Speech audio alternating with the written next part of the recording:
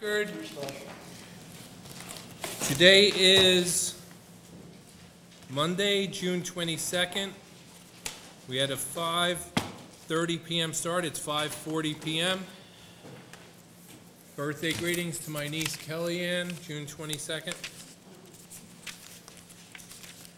Happy belated This is a, yes, this is a caucus of the Jersey City Municipal Council. It's Monday, June 22nd. We had a 5:30 p.m. start. It's 5:40. We can dispense with all the niceties. We have a full house. All 9 members of the City Council are here at 5:40 p.m. Council President, take it away, sir. We'll continue with the niceties, though. Let's continue with that. Before we commence with our regular business, we have Director Strother and Director Redfield here.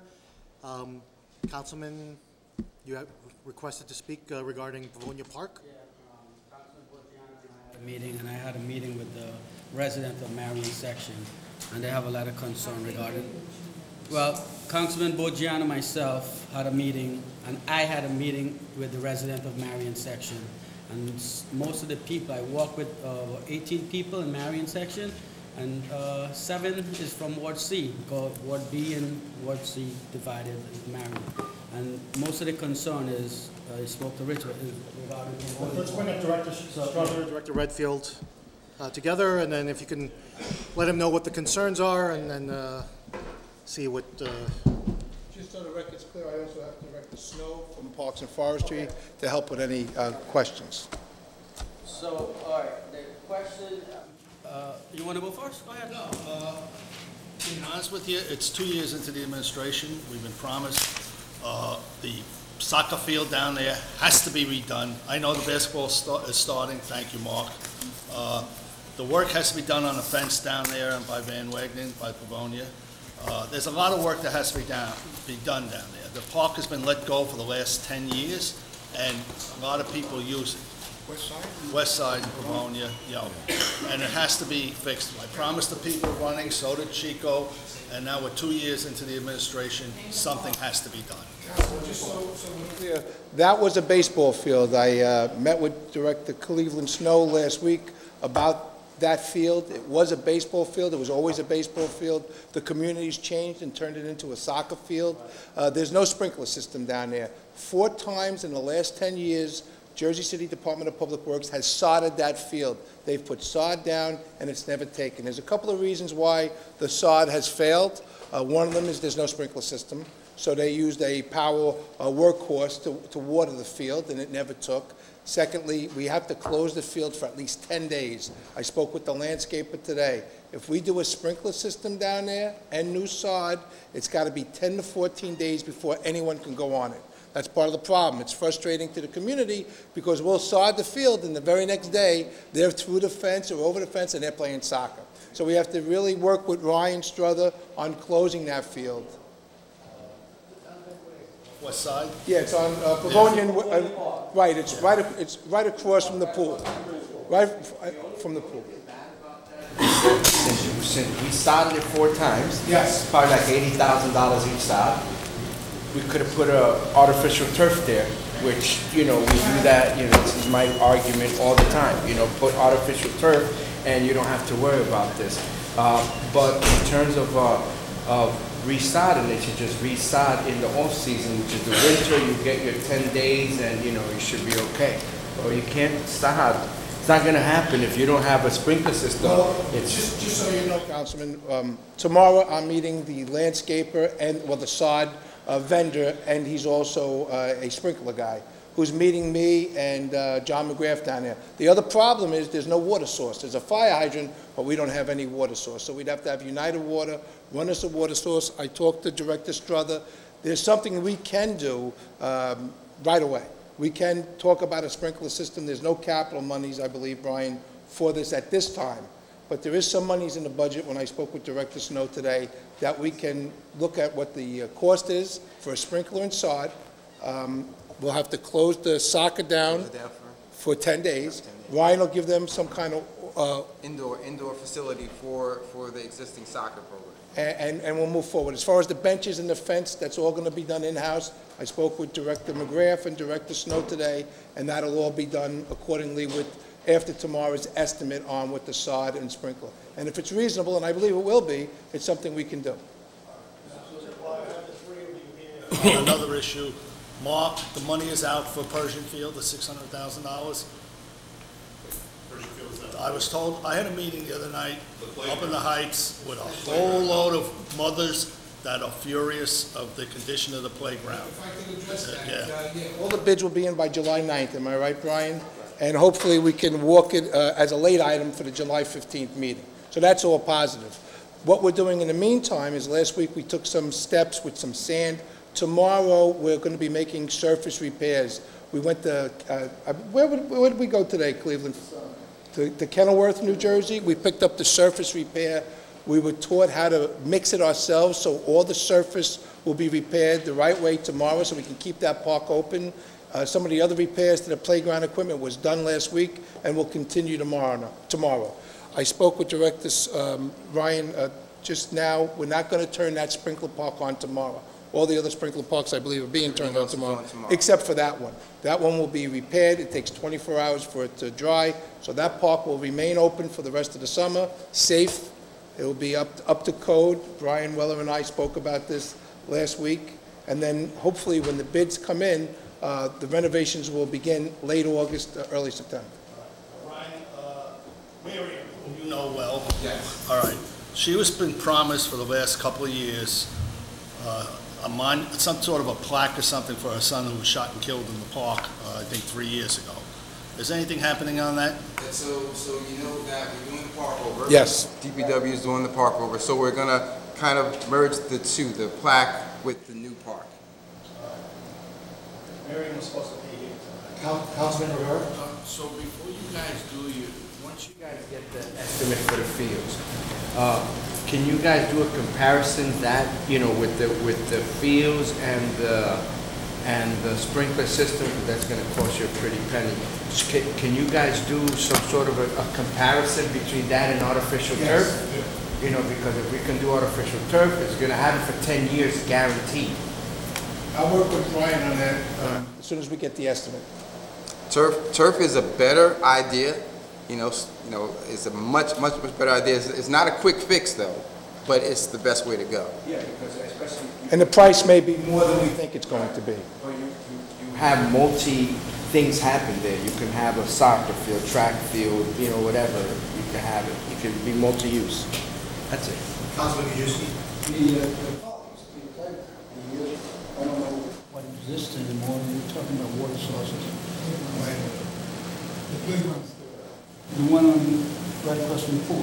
Right. Yeah. There's the pool, used to be the baseball field. Right. But before it was a baseball field, there was sprinkler systems and all in that park. Because I grew up there. I don't know if there's any. There's no more water source there. They might have taken it all out. They take it All out. So the only reason why I asked for Director Schroeder to come to the meeting, and which is great because he said we're going to give them an indoor field.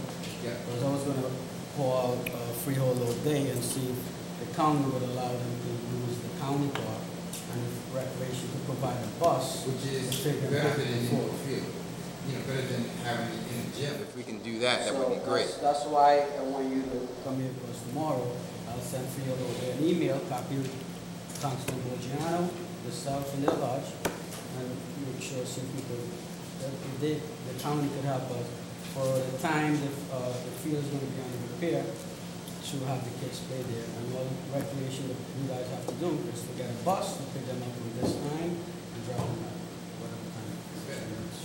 And that's going to be the important part of our field taking. Coordination with Recreation and the soccer league down there, so we don't have anybody on the field, because that was the problem in the past, and I know Director Snow has told me that they would get in, and we need the field to take, and we're going to invest this money. If we do invest the money, we want to make sure it takes the right way.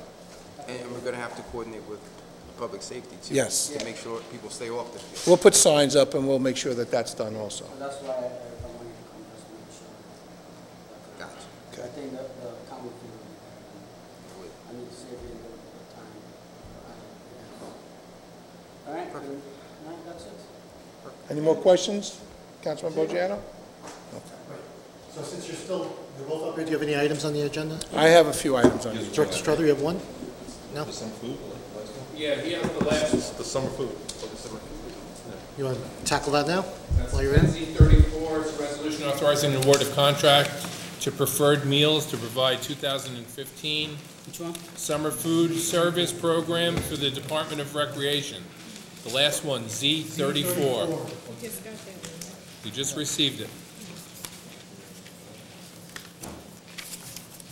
He who is last shall be first. Go ahead, Ryan. Okay, so actually, the person who's supposed to be here for this from my office is not here today. But simply, this is the summer food program that we do every year. We provide breakfast and lunch for our summer camps, for our 13 camps, and for various youth summer programs throughout the city. This is a vendor that we've chosen. And we want to move forward with this so that we can feed the kids. This is an annual contract. It's normally out of HHS, but the program's been switched over to recreation now. Was it out the bid? Yep. Yeah, it was a public bid. I think only one company bid on it.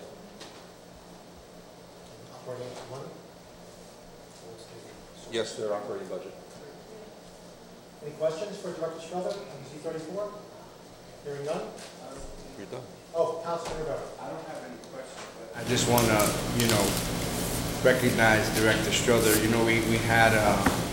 We had two serious, we had a building that families were displaced and a pretty serious fire in Garfield Avenue. And Director Strother and his staff, along with HHS, Mayor's office, but in particularly, Director Strother really stepped up to the plate. I can't thank you enough, for helping those families and those kids out. You continue to do a good job. Thank you. I just have one. Can you email me about fishing? Oh, absolutely. Thank you. Absolutely. Thank you. Okay. Thanks, Ryan. All right. Thank you. Thank you, Director. Director Redfield? Mark, do you start with 10Z 17? Is that where you're starting? Samuel Zink?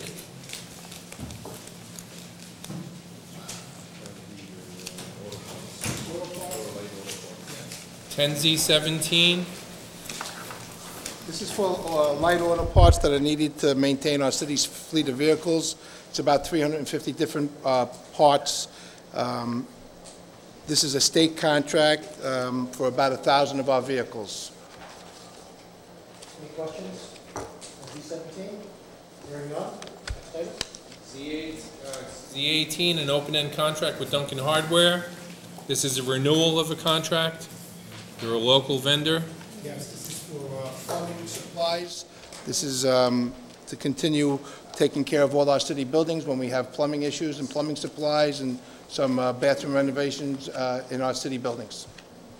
Any questions? And a local vendor? Yes, local vendor.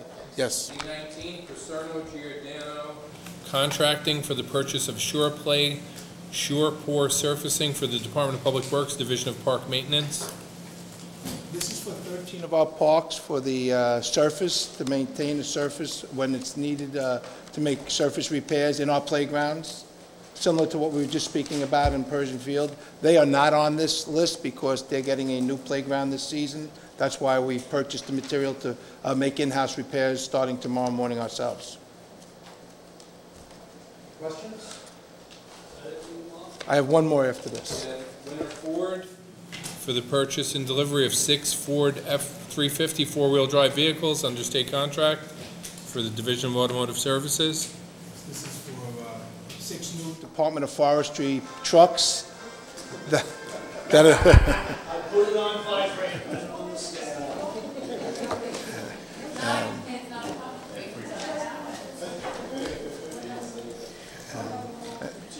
This is an important contract to replace some of our aging fleet. Snow plows are going to be part of the package for these trucks. very much needed at DPW. We haven't replaced our forestry pickup trucks in many, many years. In fact, Director Snow's here. If there's any questions on these pickup trucks. 6 vehicles will be coming out of our fleet. Yes, we're going to auction off the old 6. Capital money. Yes. Very important. That's it. Thank you for everything you've done for us up in Thank you. our area. I know you since you were a little kid, and you've been great the last time. Thank you. Thank you. Yeah, That's it? I am. Thank you. Worked out good. Thank you. Yeah. Okay, Deputy Mayor. First Deputy Mayor. Oh. Ladies first. Ladies first. Okay. Hi. So which one would you like me to start with? Okay. Okay. No. The EDC? The EDC agreement? Okay, right. So this is, let me see, which one, resolution? 15.463, I don't have the number. 10Z5? That's 10Z5. Yeah, Z5. yes. So this is our second round at Jersey City Summer Works. This involves the private sector program, the youth entrepreneurship program, the summer arts program, and staffing for Saturday Jumpstart. So like last year, we have continued to seek private sector jobs and jobs at leading nonprofits under the Jersey City Summer Internship Program, and those will serve about 58 young people. The Summer Arts Program will continue this year, funded by dollars from the EDC. The private sector program is also funded by grant dollars. Our lead funders are Chase, Brown Brothers Harriman, Goldman Sachs, and others. We also raise money through TD Bank for a youth entrepreneurship program that we're doing in collaboration with Rising Tide, Boys and Girls Club, and local business leaders. The idea behind that is that young people will be able to design their own businesses and then have a business pitch competition and then compete for grant money. The goal in all of this is to offer a wide range of options for young people, options that include private sector, public sector, and others. And the reason why we come to the city with this gift agreement is the EDC is minimally staffed, and in order to manage the HR and payment function, like last year, it would be a really great burden on them. So this gift agreement allows the EDC to reimburse the city fully for those costs, with the city putting the young people on the payroll. And that is exactly what this one is about. So, yeah, EDC putting the money, funding for the part of that. The EDC get it from the CDBG fund. No, they have from a variety of sources, including CDBG. There were some reallocated dollars. The rest of the dollars come from foundations and the private sector. So there's a wide range of funding sources. So now, can you give us some discounts or some idea? You mentioned a certain corporation, what kind of dollars actually they contributed total? For each child, they provide $2,500. The young person gets $2,000, and $500 per student goes to the program for Jersey City Summer Internship. And what does that mean? We pay folks every week. The organization is called New Jersey Needs You, which is right across the street, and they do training and support for young people. They also earn academic credit from either the county or the city. So it's both an employment program and an enrichment program. So how much is the total that the dollars we're going to raise? It'll be about $116,000 that will come from the city, and it'll be directly reimbursed by the EDC. And those dollars come from a range of sources. JP Morgan Chase is the largest funder, but they include all of the employers who participate in the program. And we have added companies this year. Oh, I see. Yes. So there are about 15 different companies that support the program. So I'm just trying to see if I'm clear. Yep. So it cost an estimated $116,000? Yes. And these companies and corporations donate that money to EDC, Yes. And EDC reimburses when we submit for the payroll. Exactly, and we have a track record of doing this. We have paid the city, the EDC paid the city last year and reimbursed for all of the expenditures. So there are no, in that program, the Jersey City Summer Internship Program, there are actually no public dollars that get paid out. Those are simply grant dollars that go to the EDC. For the Summer Arts Program, we have reallocated CDBG dollars that were given to the EDC, and that will support the Summer Arts Program, which is also done in collaboration with the Jersey City Public Schools. We work with the arts team to identify young people, and they work on murals and public arts projects. So they work and get arts instruction. For the Youth Entrepreneurship Program, we got a $20,000 grant from TD Bank, and that provides for staffing and then grant money for the kids to actually run, to apply for grant dollars to open their own business. That's the newest edition. It's new this year, but we're really working with some wonderful organizations, Boys and Girls, Rising Tide, and Operation Hope. So the kids will get financial literacy training and training in entrepreneurship. And the goal is that we offer a wide range of options for kids. So the young person who may not be the right fit for a bank may be a wonderful mural artist, or might be a young person who would be very well positioned to open his or her own business.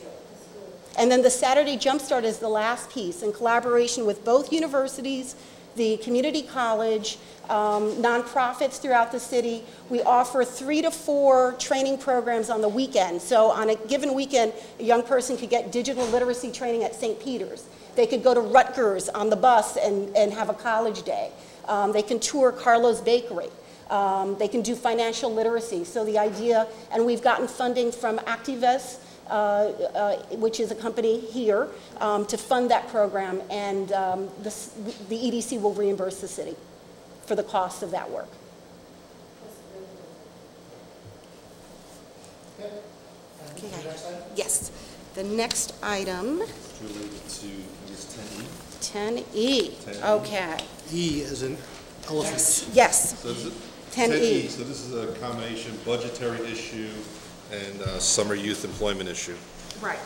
So this is the publicly supported, the request for public support of youth summer programming. So the city side is in 2 programs, the recreation program, and then also all of the other city departments that accept young people aged 16 to 24 in the city for summer internships. So whether they're working at HEDC, police, or fire, or even with the council, the $70,000 there is for other city government positions. And then the recreation program is run by Director Struther and his team and supports youth employment as well as the seasonal staff that staff the summer camps and provide the recreation programming. Stop the Drop reflects, like last year, 180 hires of young people, and supplies, a portion of them are provided by Clean Communities. And that's in collaboration with JCIA.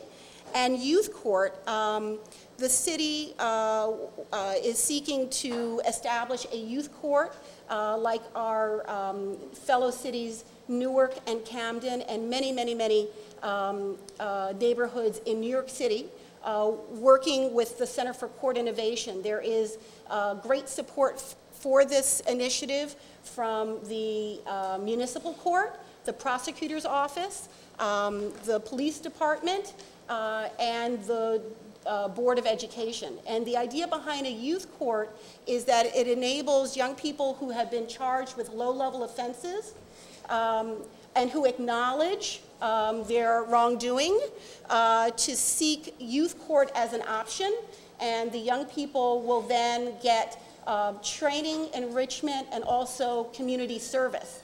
And it would be a citywide initiative. Questions for Deputy Mayor? Yes. The first is, we not approved the 2015 budget yet. Mm-hmm. You know what I'm saying? So then my concern is that, once we prove that, we prove that all you're spending, $1.2 million. Now, when I read at this resolution, there's some funding come from the buyout program. How much we have a total buyout program? It's a little less than $3 million. $3 million. Yes. I only remember that one of the company, what are they called? That the Liberty Harbor North buyout program, there was a $2 million, right? Liberty Harbor North, that project, they gave us, I think, a $2 million for buyout program. Liberty Harbor. You know, ordinance number is 14-11. Yeah, they did that, $2 million. Yeah. Can we get a list of all the prize needs? Yeah, I think there's like Park Avenue or something. Maybe. Buy-ups, I guess. I hesitate to use the word anymore. I don't Yes. like wanna use Now, it, from the $3 million, right? We have a buyout program. This one, the buyout program, the dollars, not on the budget. They have a separate account. It's a trust account. It's currently sitting in the reserve. So what this resolution is asking you to do is authorize taking that money from the reserve and inserting it into the budget as a revenue item So now, to offset the costs associated with the youth programs this summer. so now is the budget reserve the summer use program $850,000 is a part of the Recreation summer request for seasonal employment was $850,000. This funding come from the buyout program. Is that Correct. So in the recreation's budget, there's a request for that, $850,000. We're asking that the buyout money fund that summer service. So we want to add a revenue item to the budget, $1.2 million, to represent all the summer employments this summer. For the recreation, the youth court, stop the drop, because the council asked us not to use Clean Communities for stop the drop this year, so I had to find funding for it. This was the only way of doing it without going into the taxpayers. So this resolution changes the, reserves to a revenue item, essentially. We're taking, so we currently have a reserve set up that's in our financial system. What this resolution is giving us authorization to take funding from that reserve and insert it into the budget as a revenue item. This action is being required for the state, so the state knows the money exists, so they can give us approval to adopt our budget. They need to approve the revenue items in our budget. See, because my concern is that the youth program is a very good program, you know, I got no problem with that. But recreation department also seasonal employee has $1.4 million. So somehow when I see that, I'm very feel uncomfortable. So many dollars allocated as a youth program, you know. It's like we put in the seasonal $1.4 million. Actually, this year they were looking for $1.3 million. Then this money is a separate with this one. So out of the recreation's 1.3, 850,000 of it is for summer employment. The balance is the September through June programs they run. That's going to be funded normally through the city budget. It's the summer portion that we're asking to fund through this funding source. So I get confused actually. Okay. You know what I'm saying? Because seasonal employee, $1.2 million, we allocated from the operation expense. Correct. So in that request, 850,000 of it, we're asking for the revenue to come from this account to offset that expenditure. Okay. The other $500,000 is for the programs outside of the summer season that the city will fund as it normally does. I see. Okay. Other than that, I got no. Okay. Thank Thank you, you. Deputy Mayor. Let's see, who else has? Jerry, yours are quick? A couple grants and one. All right, let's knock them out. You got one? Okay. Oh, sorry. Oh, by the way, Oh, you should have left. there's just one question.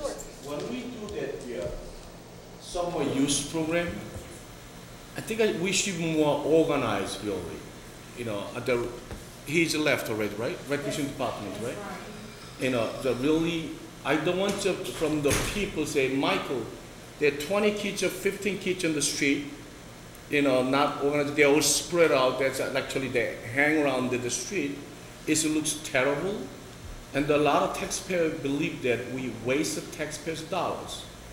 And also you have to understand, I brought up the issue many times from the VA, some more programs like a cleaning area is actually seasonal. If we use that fund to JCI or somewhere, we're able to keep up clean the city all year round. Then we spend the seasonal program almost $1.25 million, and just season, we need 3 months maximum. But if we use them dollars and maximize, that dollar is more than enough to clean the whole city all year, So now we know is that the prank come, give us some job as young kids, it's very valuable. But the other hand, as a taxpayer, when we taxpayer feel like we waste it, I think it's not right, what I'm saying? So somehow this year, more well-organized active crews, kids on the street, what I'm saying? Don't just put in the kids in the outside, I think it's not right, okay?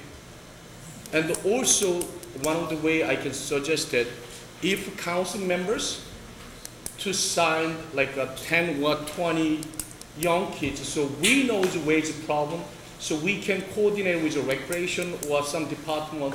Listen, we have an issue so-and-so. Today, Monday, we can shift at the cruise to such area. You know what I'm saying?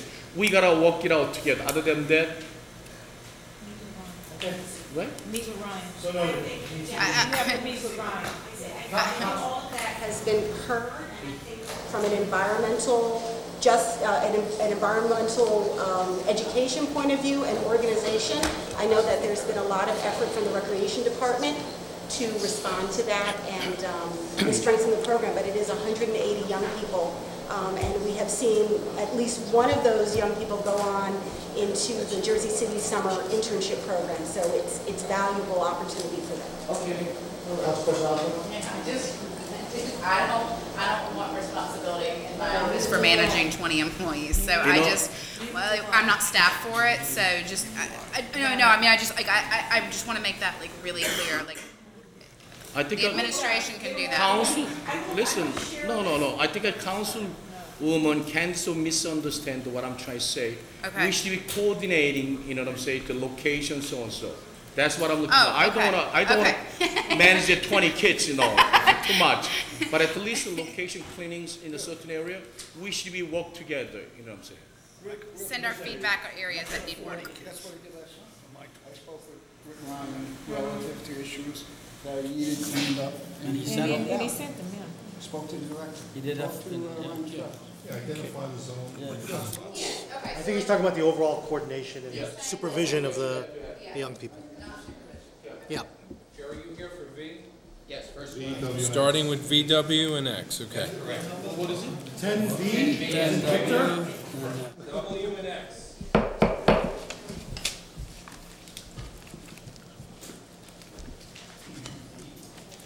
$10V, W, and X. Okay. First one's a resolution authorizing Jersey Police to submit an application applying for funding from the U.S. Department of Justice on the community policing program. This is for the hiring of 15 new police officers. It's a 3-year program. 2/3 are picked up by the grant, and 1/3 is picked up by the city. Any questions on this? Good stuff. I think we do. Do we do every year? Every year, yes. Okay, do we normally have every year? Yes. And you can be a part. Next one is 10W.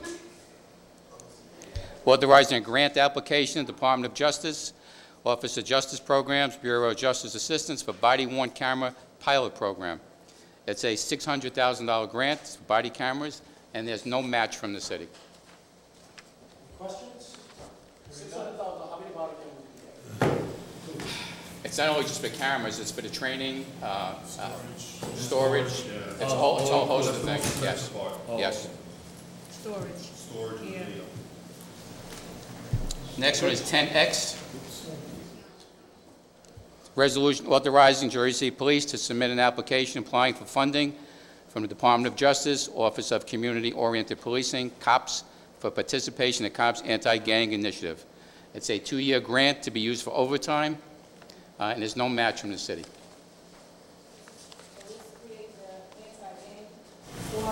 Yes, that's correct. It's used overtime to supplement the regular patrols. I think the question was, are we recreating the gang unit, which Councilman Rivera, I believe you had some concerns about that as well. So it was disbanded back in, when you say? You have all the info.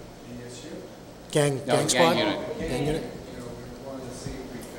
This will, go ahead, I'm sorry. Well, it was dismounted like 5 years ago, 6 years ago, right? What? Right. The gang unit? So this is not... Ben Wilson. No, let's put the unit back together. They'll be used for overtime to target areas for gang activity. So you're saying it's just going to be regular police, not a group of special police that just work on this. It's going to be regular police that work overtime hours on this. That's correct. Which means after their shift is done, if that's at 6 o'clock, then they'll work from 6 to something. That's correct. Okay. They'll target certain hours. It'll be not only after their work, it'll be their days off. How can it be done days when they? No, on their tours off. It could be days, it could be evenings. Oh, Most okay, could be when their done. tour is Yes, done. that's Okay. correct. But their focus will be on Gang activity, gang activity. And last one is 10Z. 10Z. Resolution authorizing award of a contract to CDW Government, Inc. for data network switches on the state contract for Department of Public Safety. 10Z16. Okay. I'll see if you were paying attention. CDW government for data network switches under state contract for Department of Public Safety, Police and Fire. Correct. This is to replace original equipment from Bishop Street from the Public Safety Communications Center. Any questions for us? Can I ask a question? Yes, sir. Because now we're going to spend the $270,000 to upgrade the system. But meantime, I heard it from the streets. A lot of people actually call my office, probably everybody's office. They have a city of Jersey plan to privatize communication center. Is that true? Communication center. We're looking into it, yes. Yes, we're looking into it. Just a minute. What do you mean we? The Department of Public Safety has asked for permission to look at the competitive contracting to look into privatization of the communication center. Next year, or this year, that operation will cost us about $12 million to run, okay? So running the communication center costs taxpayer $12 million? Yes. Okay, now, number one. Number two, what was the reason, any other reason? We have technological problems. We have problems with the hardware. We have problems with the software.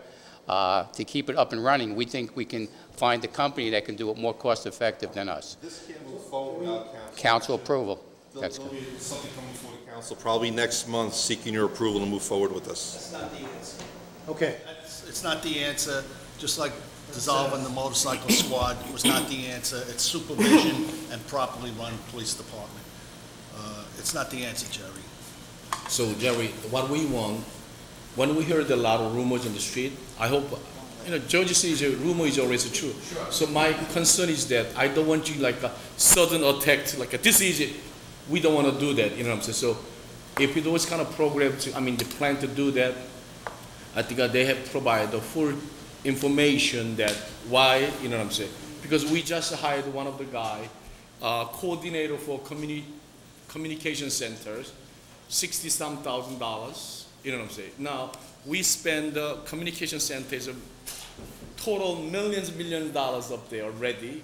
When I say millions already. Now, we're talking about the privatize, and now you say because one of the reasons we privatize that because our system is old, software is a problem, so and so.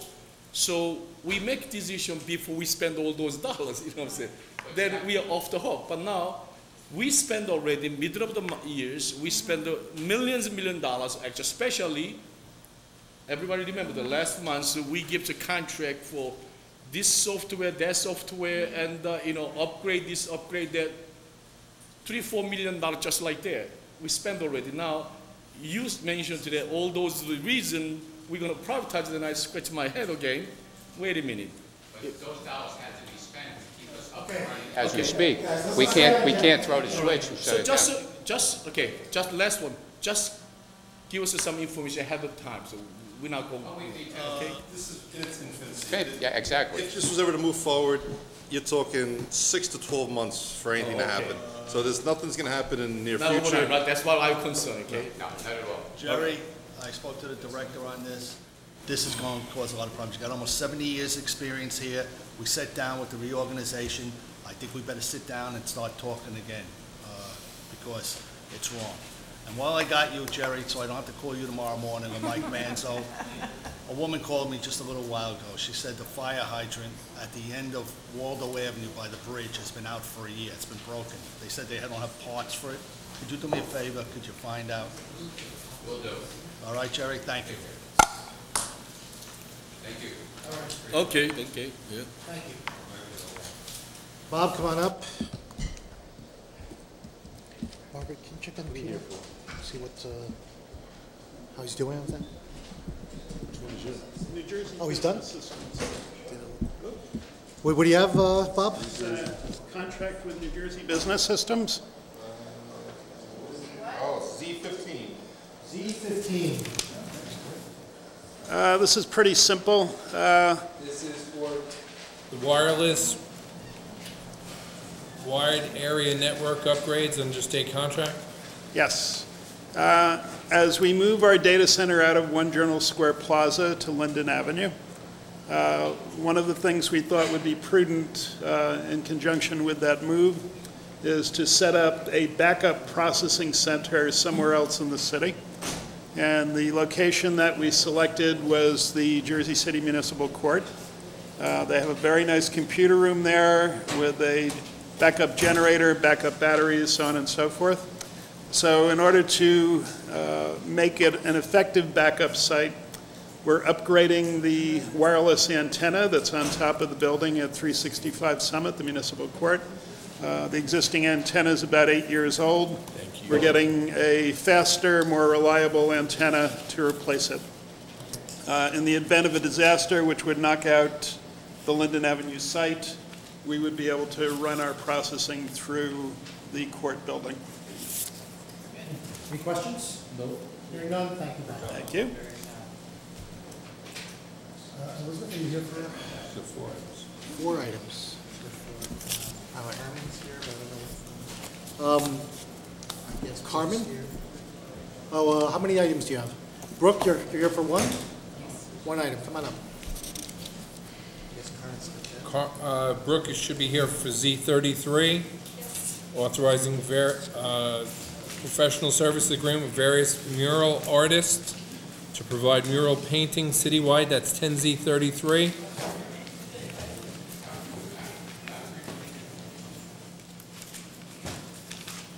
Z33. The floor is yours.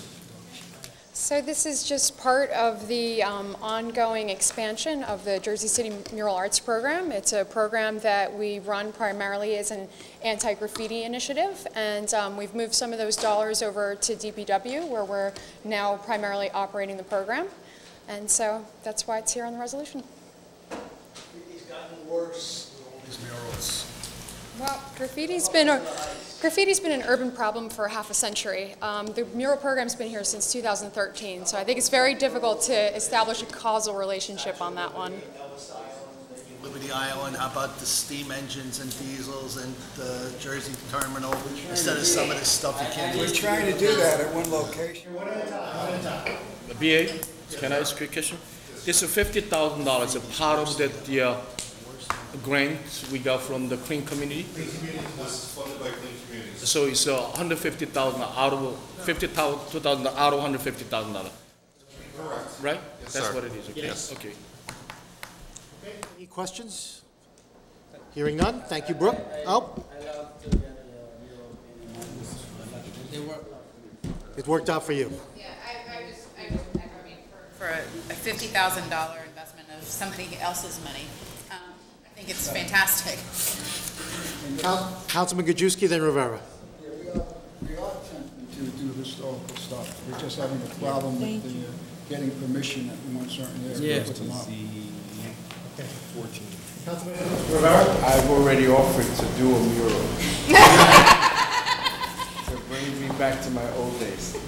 Councilman Rivera actually made a confession. Would you like to share with the team? I was a big graffiti writer back in the day. It's something that it was my out.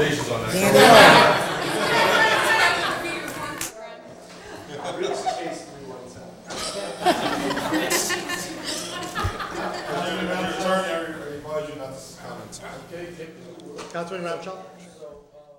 The mural project worked in my ward, I have to say that, because what I have learned, and actually former Councilman Bill Goen and I had a conversation, and he told me this, that with the mural, when the guys paint the mural, the guys who do the graffiti, they have respect for each other.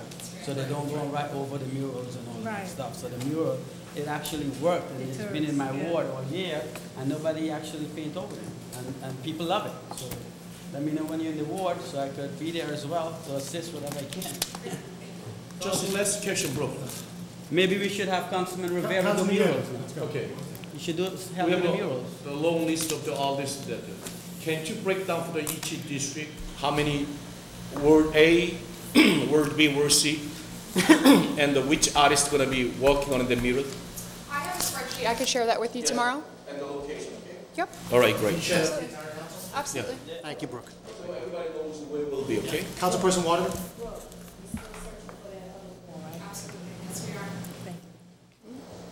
I'll share my stories as everyone else has. So I had the experience of seeing a mural, someone spray painting on what I thought was one of our murals, and then I called up the chief of police and said, I think there's somebody putting some graffiti over our murals. So they called them in, went over the wire, everything, and turned out it was the mural artist, and but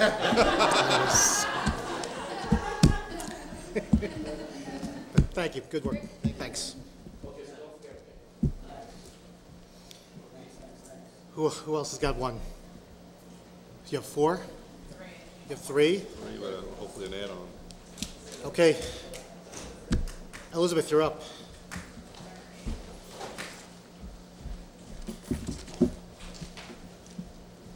Starting.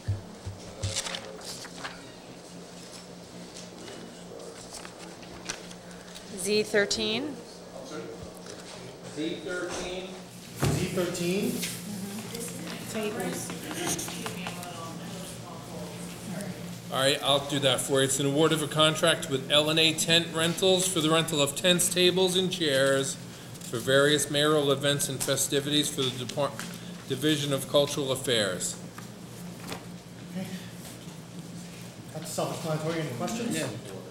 None? Next item? 23, Z23 is Is a professional service agreement. What number was it? 23.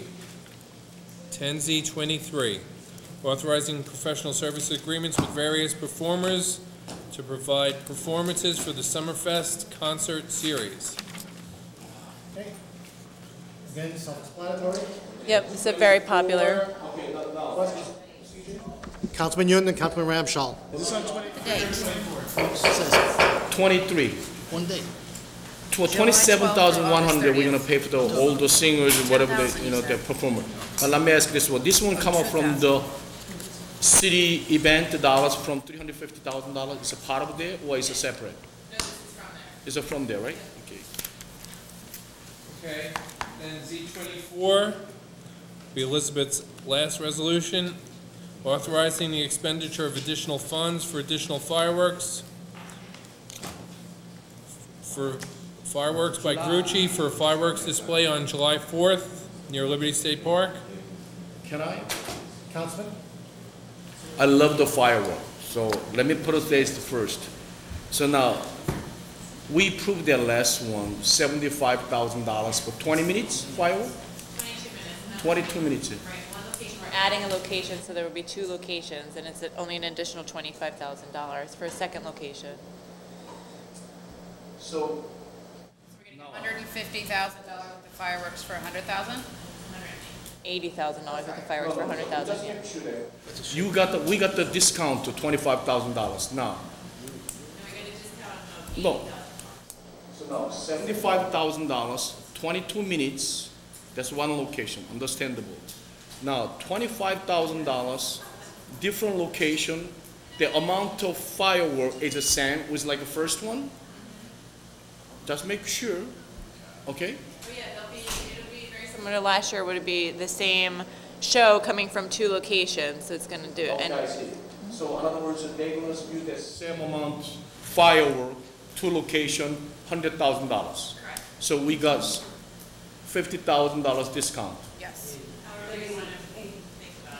No, just want to make sure. Because 75, no, 75 times 2 is 150, we're paying 100, so 50,000. yeah, that's what I said, $50,000. A lot of that money is labor and installation, so as you add locations, it becomes less.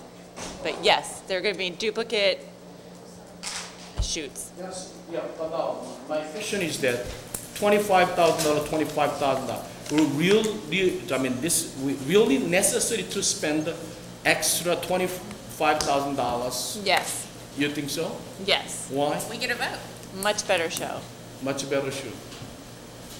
It's gonna be like last year, right? Yes. Last year was phenomenal. Yes. It was so good to have Jersey City, like, after not having, I mean, it's the 4th of July, it's the one We holiday understand, yes. that we all share, all cultures. We shouldn't be afraid to spend $100,000 on fireworks, given how much we spend. We just want to make sure that we spend the right amount. And no, it's not. I just want to point out that this is one of the best fireworks companies in the world. They're also, this 4th of July, the other people they're doing is the Boston Pops fireworks celebration in Philadelphia, which are 2 of the top fireworks. So. Location, one is where? Yes, one is by the September 11th Memorial. Oh, They call it the September 11th? North Viewing Area. And one will be, they call it the Green Ring. It's pretty much in the center of the park, of Liberty State Park. Middle of the Liberty State Park. Yeah, they call it the Fly the Green kites. Ring, and I can send you a map. Yes, please, okay, so we can share with them. Absolutely, yes. Yeah, okay.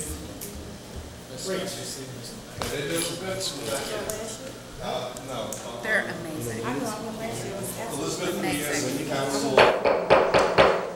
Elizabeth will be asking the council on Wednesday to add a resolution, hopefully.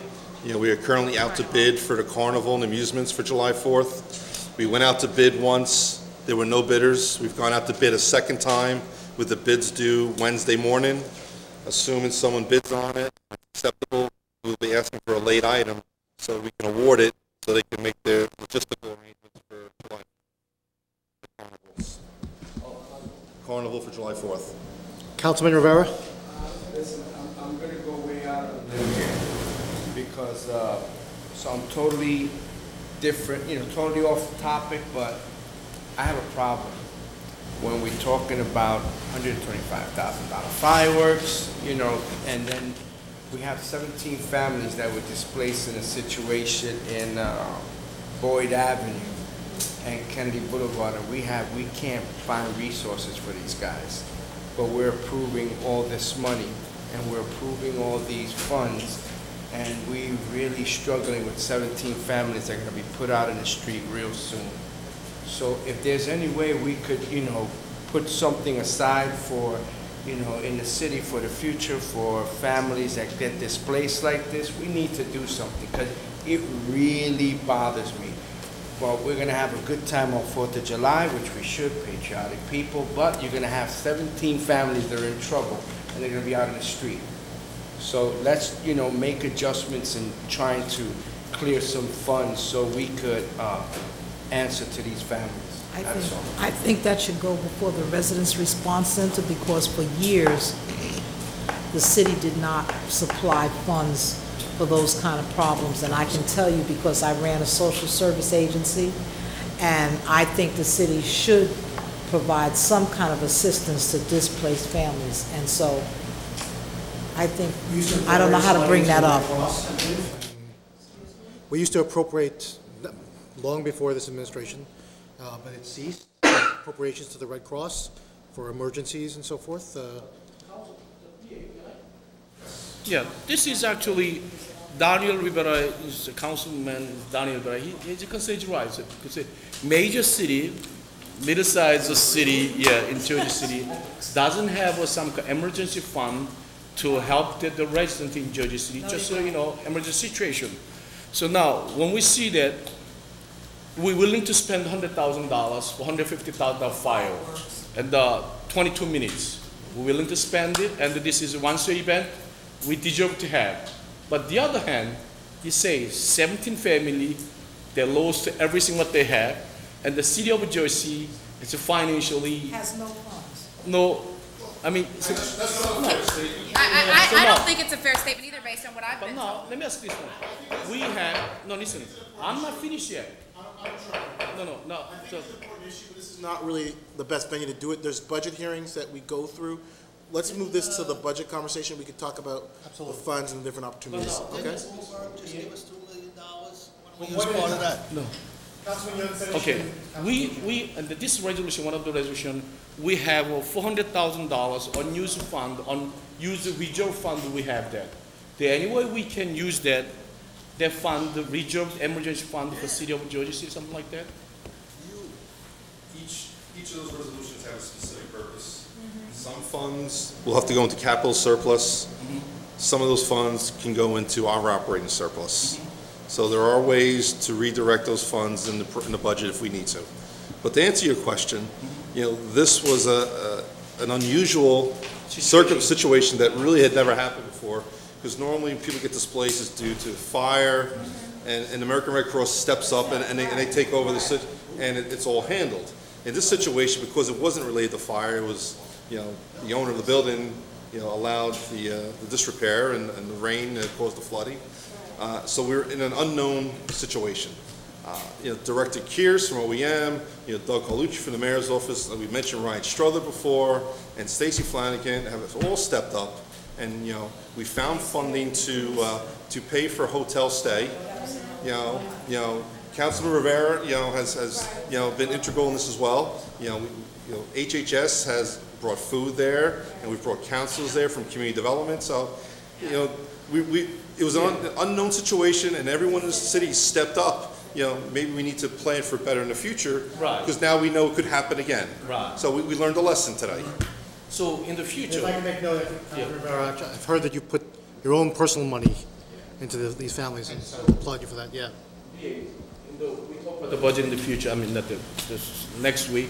Can we have some special account set up the funding for emergency situation for those kind of? We can do that. Okay.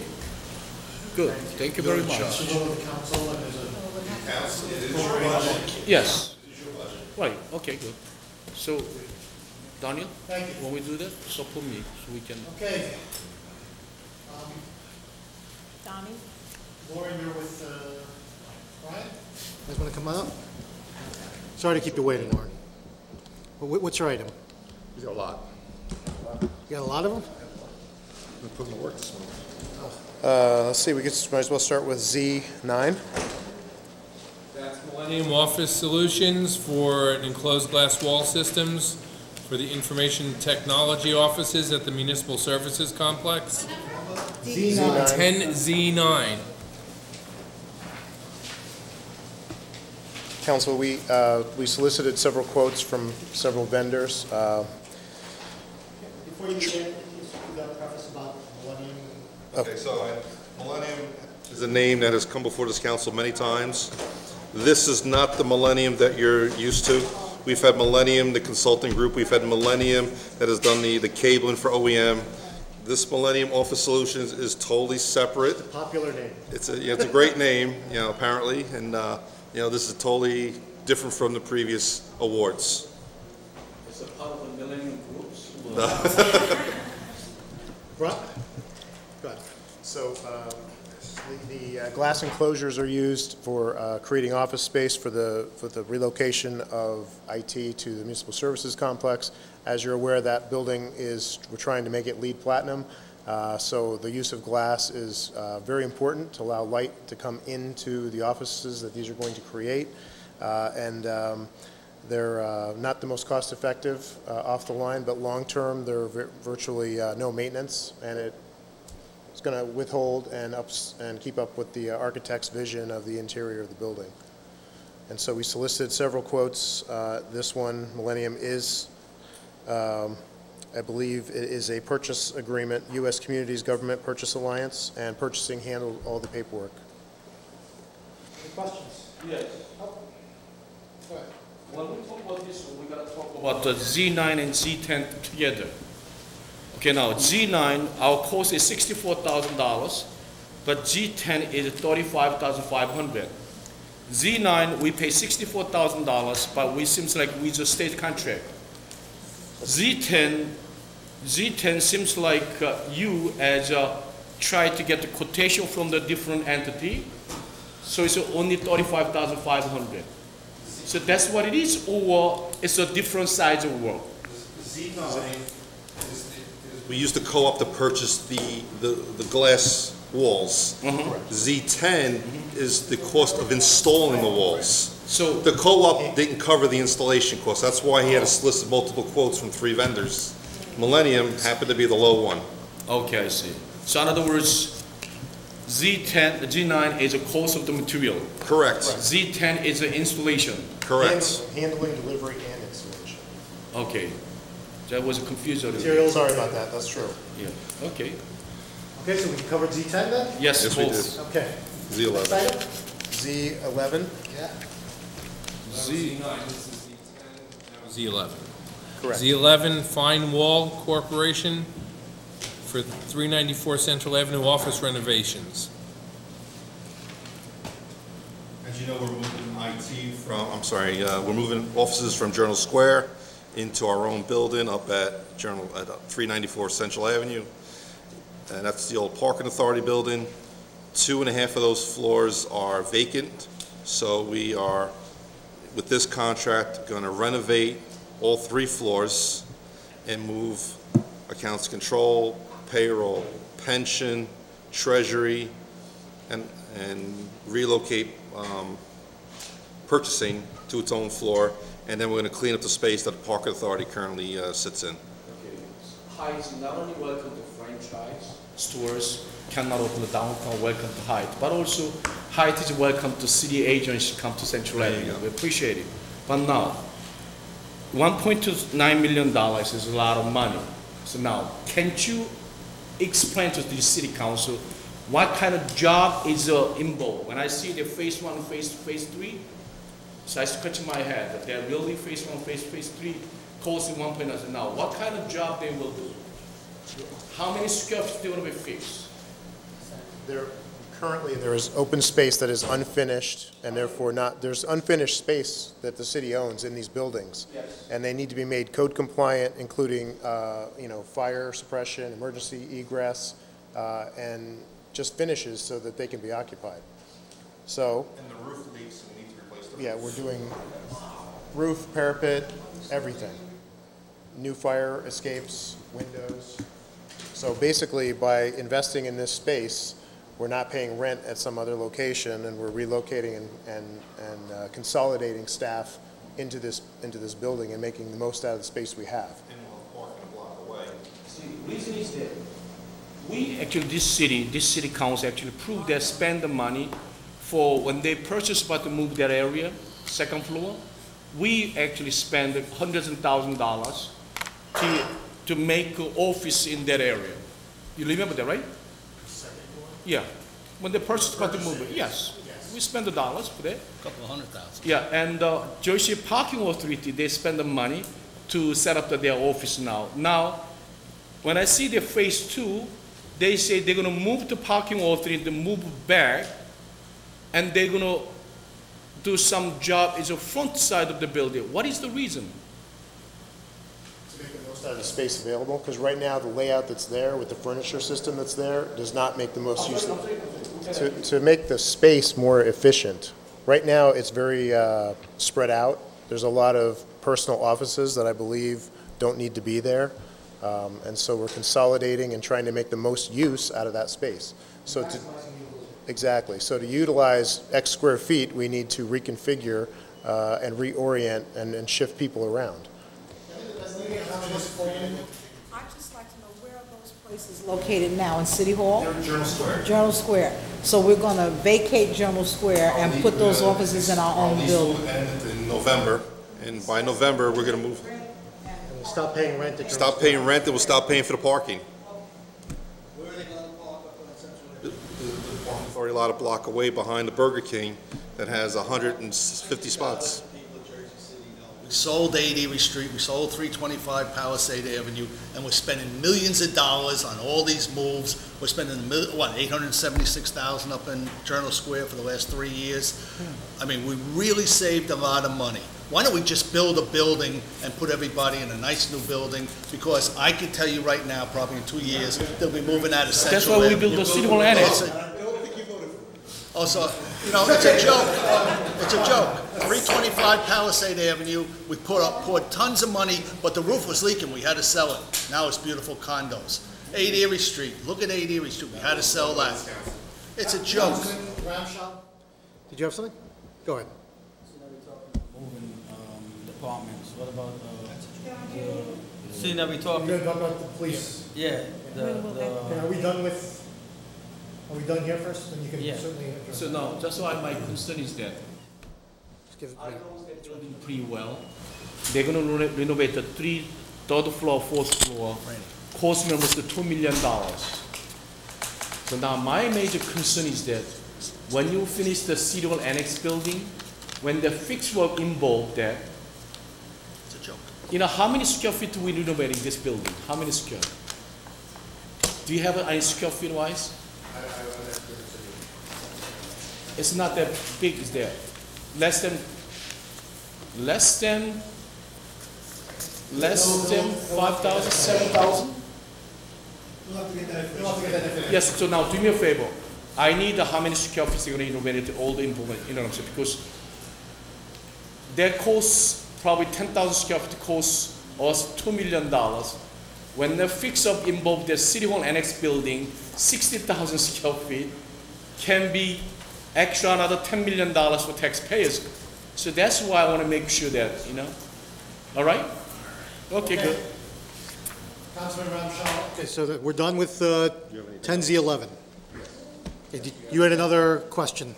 Let's stay on point. So Marion Gardens. Lease, we're moving forward. That is, the lease is done. It's sitting with HUD right now. We cannot invest any capital dollars into that building until we have a long-term commitment from HUD. You know, capital dollars have to have a useful life of at least 5 years. You know, we want to make sure we have at least a 10-year lease before we invest any dollars. Once HUD gives us the go-ahead, we'll put the lease before the council for your approval and move forward.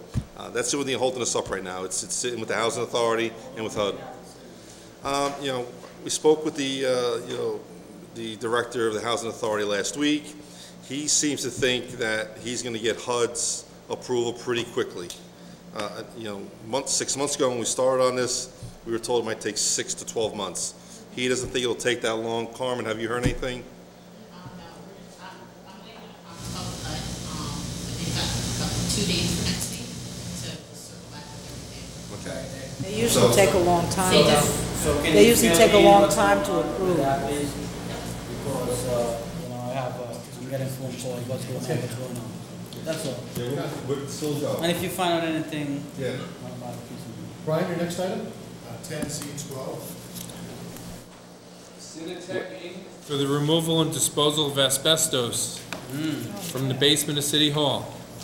You know, this one, I wonder why I'm sick. One at a time. yeah, Brian, I pledge you the great job. You know, this one we can use a state contract so-and-so, but actually you go out, you get, you know, quotation from the different company, and I can see that the quotation from different company, $20,000, $40,000, $80,000, but because of your effort, we can save actually $60,000. I want you, every department division director, I hope act like you know what I'm saying? Make a few more phone calls, get the price, you know what I'm saying? So I really did a great job, really. I'm really appreciate it. You say people will beat you a little bit, but you know, good job. Keep the good work. But only also when you spend the $1.96 million, we like the detailed information provide. Okay, thank you. I got no further question. Councilperson Osborne. Oh, are you finished, Brian? Not yet. Okay. I have one thing for Brian when we're done. Okay, want to finish what he does, then? Yeah, that's fine. Okay, 10C22. That's a professional engineering services contract with Caucus US Incorporated to perform additional environmental investigation for PJP check cashing site. Amendment, contract amendment. Yep. Okay, Brian? As I think most of the council is aware, PJP is on the list of national priorities list for Superfund sites, and the city did take it on as a responsibility over the years. The current property owner would like to get his money released from his environmental escrow, and so before we can do that, we need to make sure that the site is okay for us, for the city.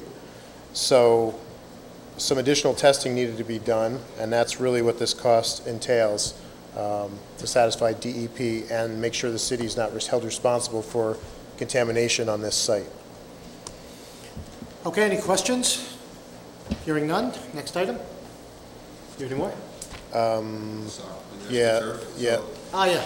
So we're gonna have a late item request for the turf soccer at Cave Point. You know, we have the grant, and we also have the funding from the NFL last year.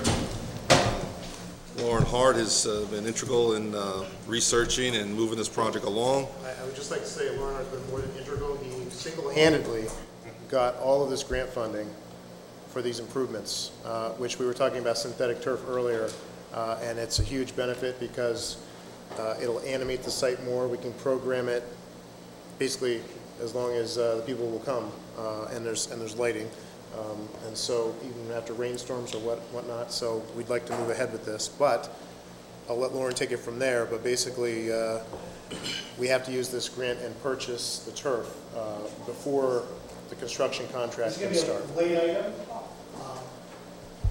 We'll have all the information to you by tomorrow. So this is regarding Cave Point Soccer Field. I'm sorry, Lauren Hart. One of the parents for the Jersey City Soccer Association that's headed up this project started about 3 years ago, and little by little we've gotten all the money together. We received a $150,000 credit with the U.S. Soccer Foundation, which was awarded December of 2013.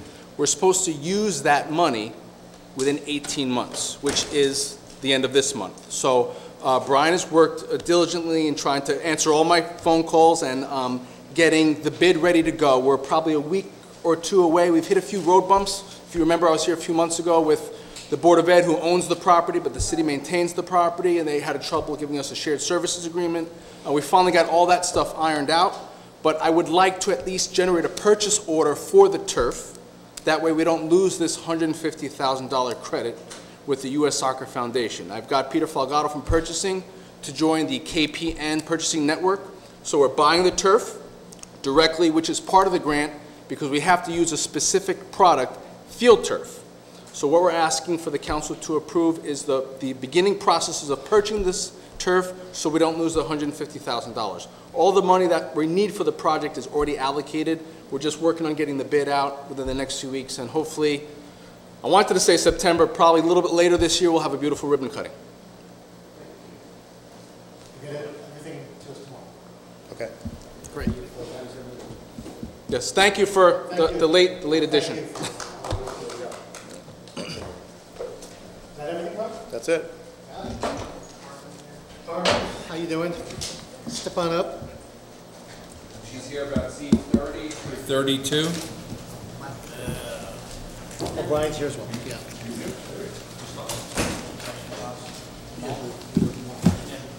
Z30 to 32. Z30. 31, 32. Through 32, Z30, Oh, no. they all deal with the Affordable Housing Trust Fund contracts. First, Z30 is for 972, 976 Summit Avenue Development for Lincoln Manor. You have replacement items too, I believe. Yeah, I see. Those items are all replaced, Z30, Z31, Can you just, and Z32. Can you just say what the replacement is? We added, the law department actually added in some language on them, just making sure that the funding was contingent on all the demonstrations that we wanted to see. Okay, can I start? I'm a little upset about this issue, very upset, because the last time BAJ and the city council members remember that. I want to know who belongs to the Affordable Housing Trust Fund Committee. At the time they say, Councilman Michael, you are the one of it. I make a clear statement. I never get the meeting notice. I don't even know I was involved. So now, at the time, and you and the Corporation Council promised that provide a list of Affordable Trust Fund Committee members. And still today, I never received any email regarding to that. Email when I did email you, I'll show it to you right now. Okay.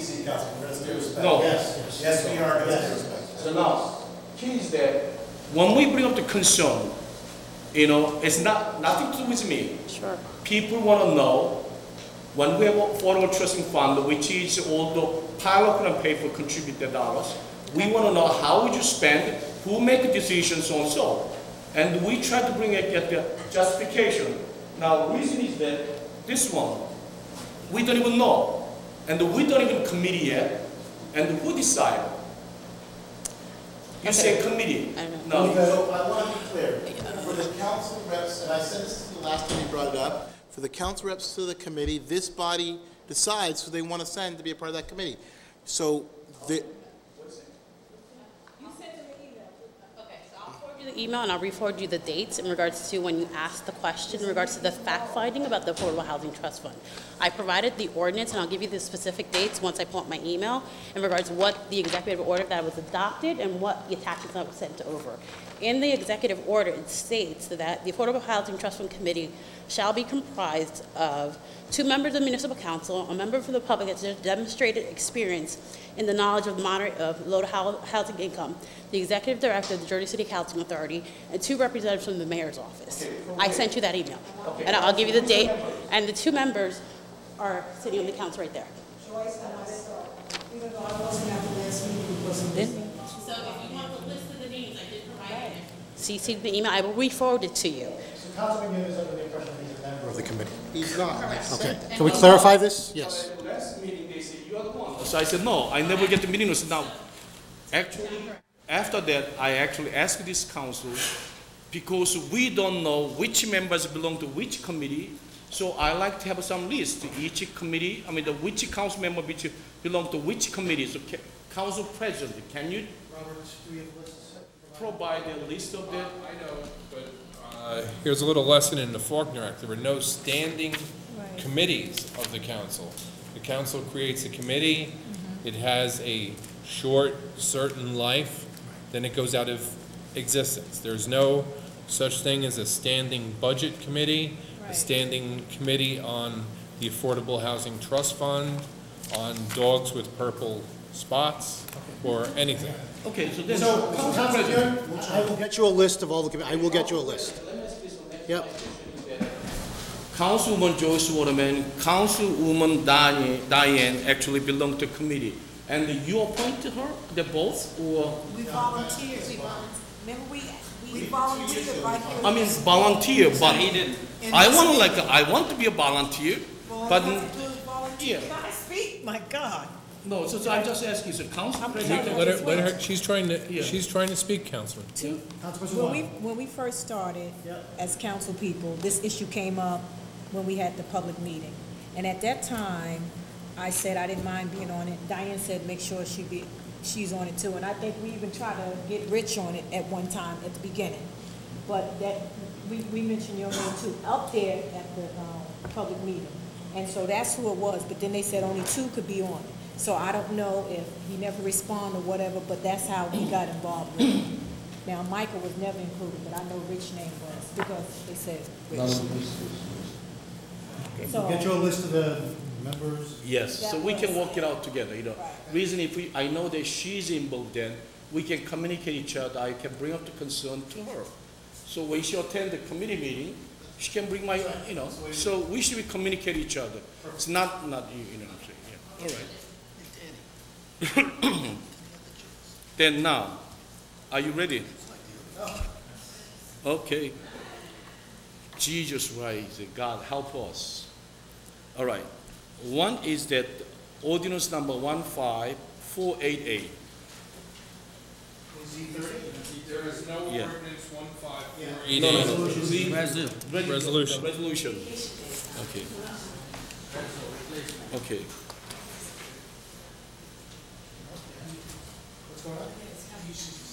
Z. 10Z30. Yes, yeah, Z30. Okay, what's your question regarding? Yeah, my question is very simple. That is 972, 976 Summit Avenue, and the affordable housing, 80% AMI. Okay, and they're gonna have like 8 two-bedroom units, and we're gonna give to them affordable housing trust fund almost $1.5 million. 1.5, 14479, right? So, in other words, each unit get $184,000 affordable trust fund. There. Meantime, Resolution 15489, United Way built affordable housing. They are 30% AMI.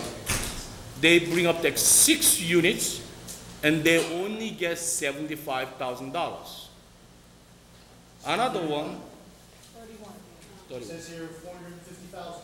Yeah, 450,000, but divided by 6 Oh, okay. units, You're doing the per- $75,000 a unit. It's a 1 bedroom, we understand. And the other one, Resolution 15490, they have 78 units, and the affordable housing 30% to AMI.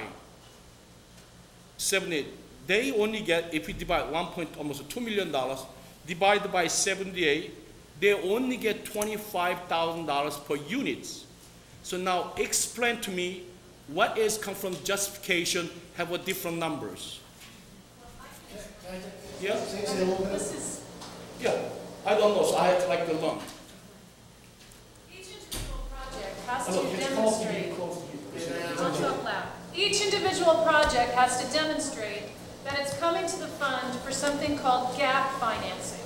So they have to demonstrate that they have funding from other sources, and that but for this grant, they will not complete the project. So that's one reason. The other reason is that not all projects are identical. The United Way grant is for veterans housing. They have to make their building, they have to comply with the Americans with Disabilities Act. They have to put in an elevator. The on-site affordable housing project done by Franklin Development, that's 80/20.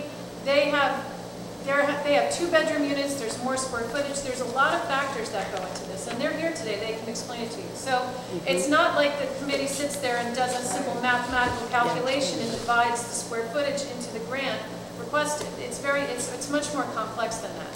In other words, they have to submit an application explaining how much funding they're asking for and what they need it for. Everybody doesn't ask for the same amount of money. In other words, you know, if they only need $10,000 and somebody else needs $42,000, then the application amount is different on each one of those applications. Isn't that correct? No, not really. Yes, it is. And the financing of affordable housing is extremely fact sensitive, and it's per project. There's NW, our financial advisor, gets involved and goes over these with us and has advised me and advises Carmen when we need them to, because the financing of affordable housing is it's complex. It's not just, you can't just develop a cookie cutter formula and say we're going to fund it according to this. And you don't want to do it that way, because you only want to fund those projects that really can't get off the ground and be accomplished unless they get a grant. See, now, the reason I say that, the Summit Avenue project is a market value probably, how much is it? Almost $600,000, you know, and 80% of the AMI means almost $50,000 income people. That area, yeah. So now, when they only have the 8 units, and when we give to $1.5 million, you know, I say, yeah. Happy to explain to you.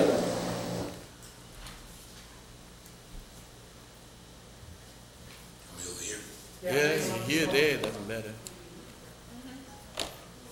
See what the Just introduce yourself for the entire. Walter Bellis, Franklin Development Corporation. Your questions?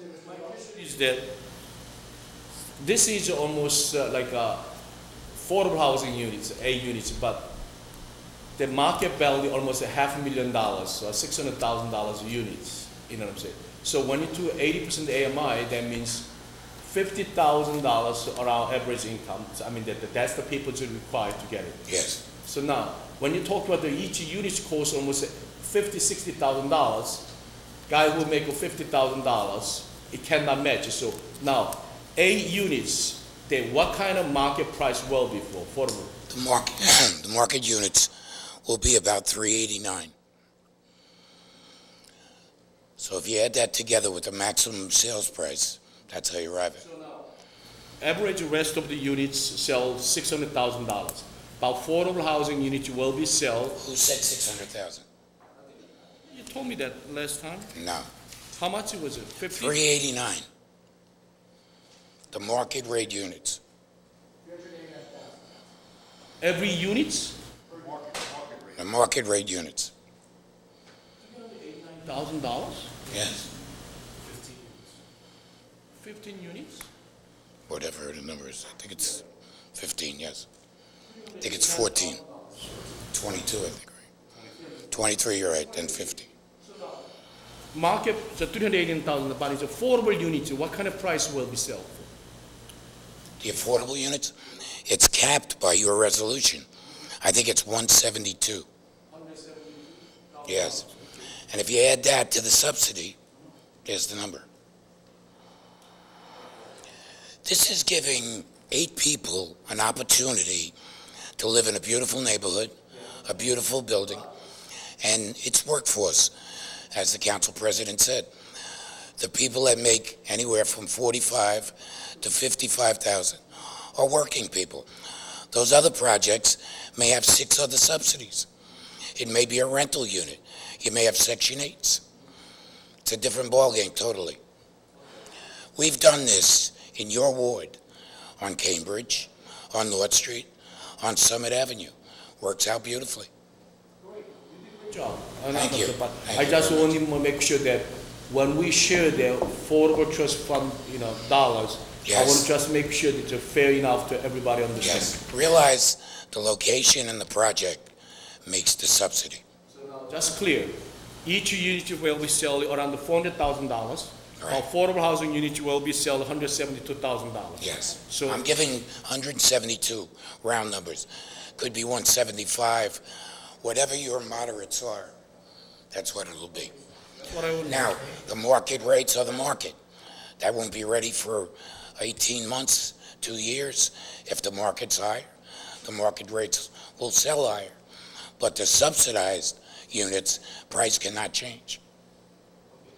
That's what I want to know. Okay. Thank you very much. Thank you. I just asked if I could abstain so I could be eligible for a purchase, but I guess not. I was advised that it's not possible.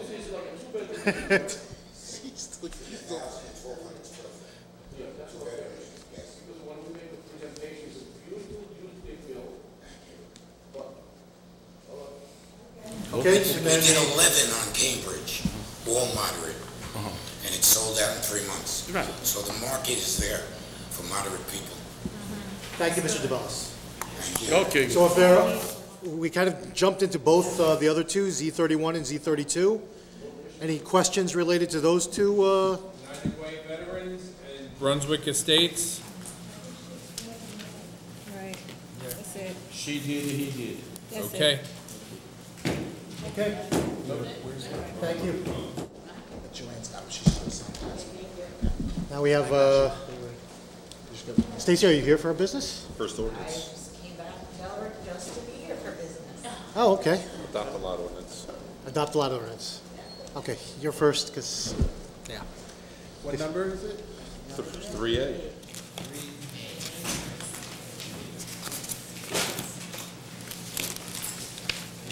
This is the Adopt a Lot program.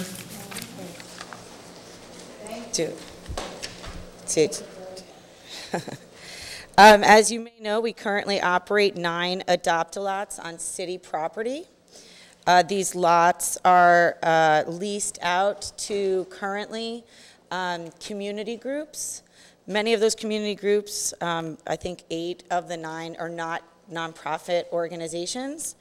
And we've been seeing things other than gardening on those lots and not as much gardening and cleanup as we had hoped over the last 2 years.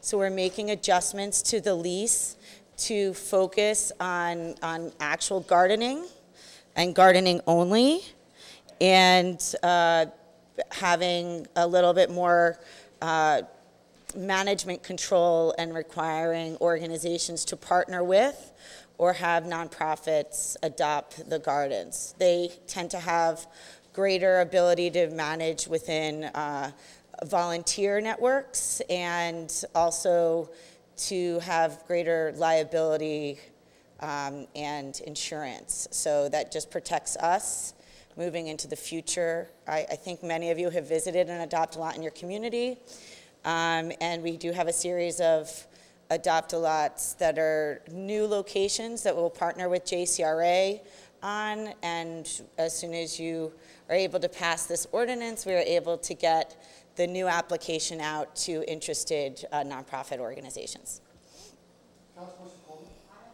Questions about this, because as you know, I have about 4 of them in Ward F.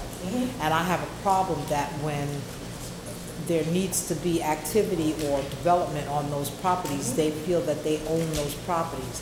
My first question to you is, how long is the lease? So there'll be leases for, that are 1 year, and some leases that will be up to 2 years. And this is sort of the clarity. It's a lot easier to deal directly with nonprofits and their board rather than a small group of individuals that then believe that they own the property. And so we're trying to manage it. By formalizing the relationship, should add additional clarity so that people realize they have to come back to this body every year to get approved, and it's not some sort of automatic thing. Sorry, but this has really been a thorn in my side. I'm going to use one in particular, which is Ocean Avenue, that stopped development because they felt that that lot was theirs and that they own it and it's their lease. That lease, that whatever lease they had expires in a 1 year period of time? It will expire in a 1 year Oh, it doesn't? period.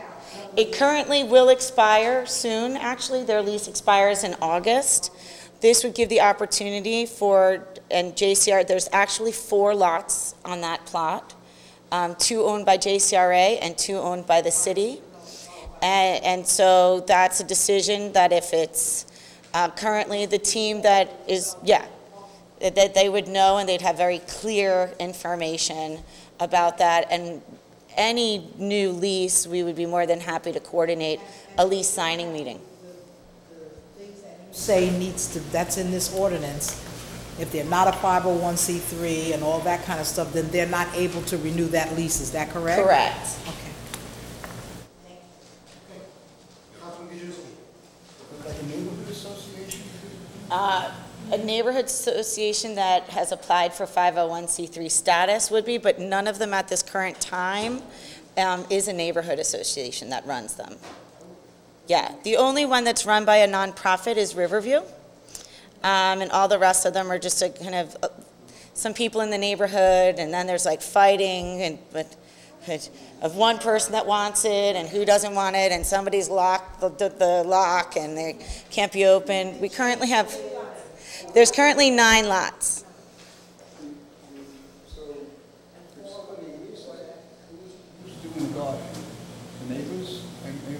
So it's supposed to be open to the public for at least 20 hours a week so that anyone in the neighborhood that chooses to have a small plot within that actual greater lot could coordinate with whoever is the lot manager, you know, and get a small area that they can do some work. And that's not how it's operating right now, because we inherited this a little over a year ago. We've been trying to clean that up. We've brought in DPW. We've gotten some private grants to really kind of create a better framework around this, and we're just trying to garner greater support so that they are, A, open to the public. They're supposed to be open at least 20 hours to the public, and B, that people that want to grow and want to practice gardening or, feel the earth have the opportunity to do that in their neighborhood. No, but that's like a real great mental health support. It says that under no circumstances the leasing can't grow anything and sell it. Right, Or so have it it's free. for personal consumption. If it's group oriented, so like the group makes a decision on how they, who's gonna do what, and it becomes sort of like a sharing space. So what has happened is we've asked leasees to donate to their local food pantry or kitchen. They cannot sell the food because they don't have an acre or more, which is the Jersey Fresh. It's a state regulation, and if they're growing directly into the ground, that's also something that's often not safe. In the product, do you understand? In other words, if Ms. Jones is not speaking to Ms. Barbara, yeah, that's another thing in your neighborhood. It's about community building, and it doesn't seem that it's been very much community building lately. So we're trying to bring that back into the community focus. So, great. Yes. No, Jeremy and John Hallinan really took this and moved forward. Yes. Anyone have questions? None? Thank you. Ms. Flanagan. Okay, so the next one is 10P.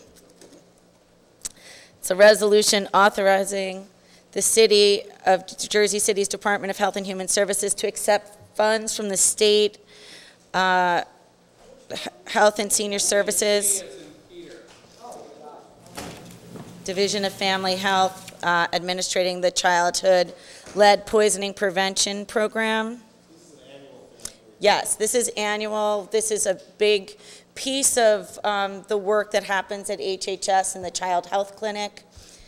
Because we're one of the largest cities and we have very old housing stock, we also have a high lead poisoning issue. So this project allows us to work closely with doctors to get kids under the age of 6 lead tested so that we can then figure out how to abate their situation in their home.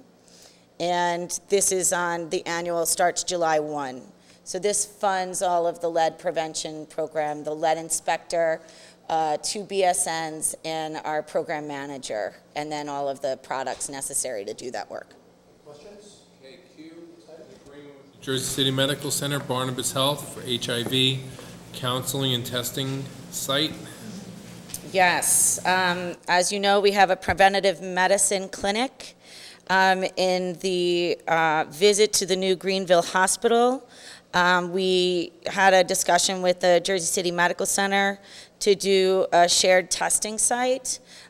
This is because there's actually 2 locations, the downtown medical center and up in Greenville, where if we were able to get some HIV testing happening in those community health centers, that we could be a little bit more proactive with our communicable disease investigation patrol, as we've had a serious increase in STDs in Jersey City. So we just wanted to expand our reach so that we can do greater intervention. Next item, 10R. So, Nurse case management of children who are diagnosed as lead burdened. yeah, this is the pre-poisoning stage. If you have, this allows us to use the money that we get from the CLEP program to work closely across the county, because many of our kids that either live here or live in other parts of the county either come to our schools here or interface with families here. And we deal with the case management because we're the only team that has a lead inspector on staff.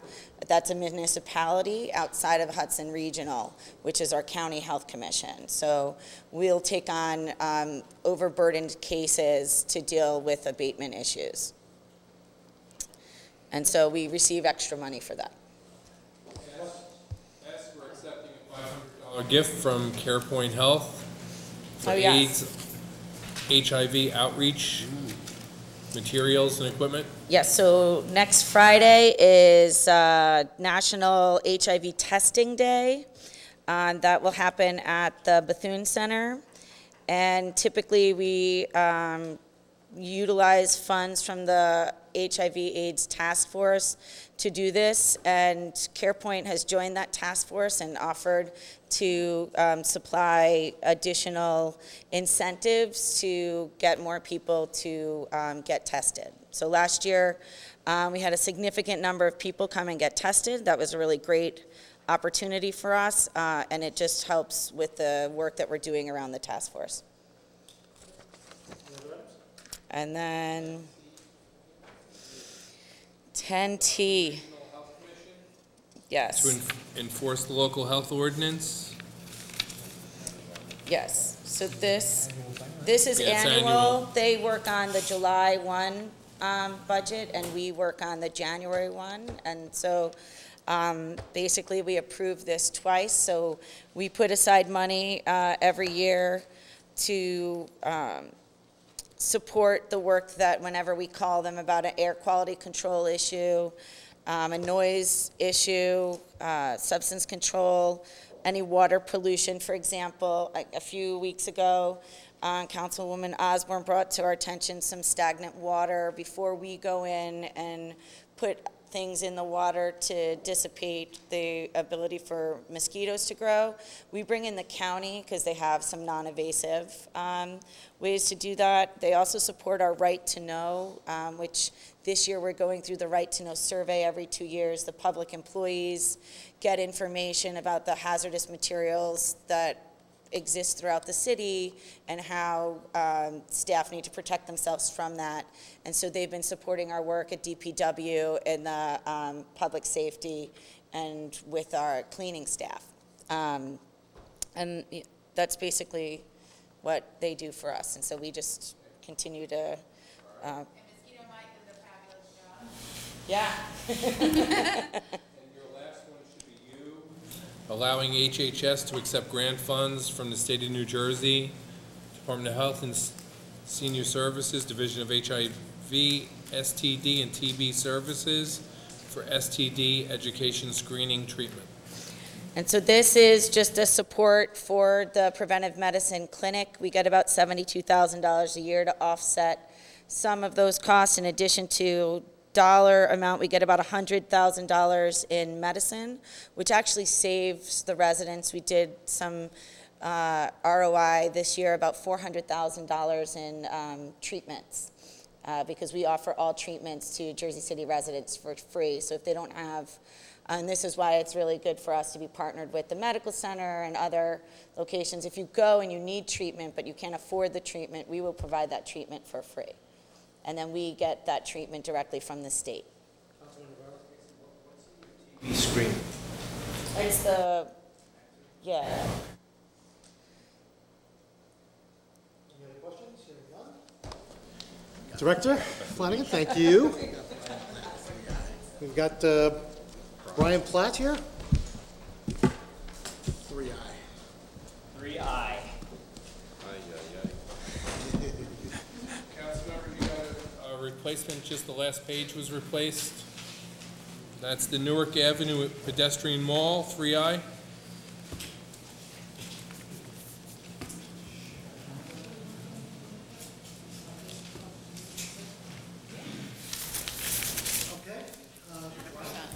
Yes. Floor is yours.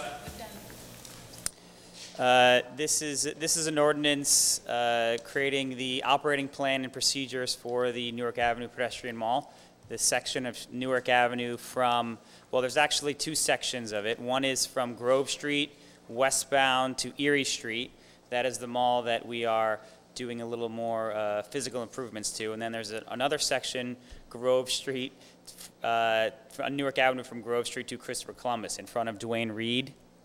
It's that section of street in between the PATH station and Duane Reade. Now, It's well, so it looks like it's already done. During our research, it turns out that there are no laws restricting traffic on that section of street as well. So we're putting it all in one ordinance, but we are not changing the way events are run on that section of street. We're just restricting.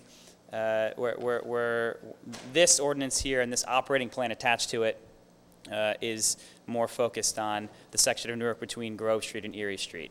So this has been a very intense collaboration between the local businesses, between the community, between a variety of key stakeholders in the administration, the police, architecture, commerce, traffic and engineering, DPW, you name it. Everyone has been involved with this for many months. There's been a lot of back and forth. This is a document that everyone has seen and has seen many iterations of. And we've also actually, you've probably all seen the pilot version from last summer that was kind of testing the idea, so to speak. And it seemed like it was well received as an idea. And this is the refined, finished product of the execution and the detailed, granular plan of how it will operate.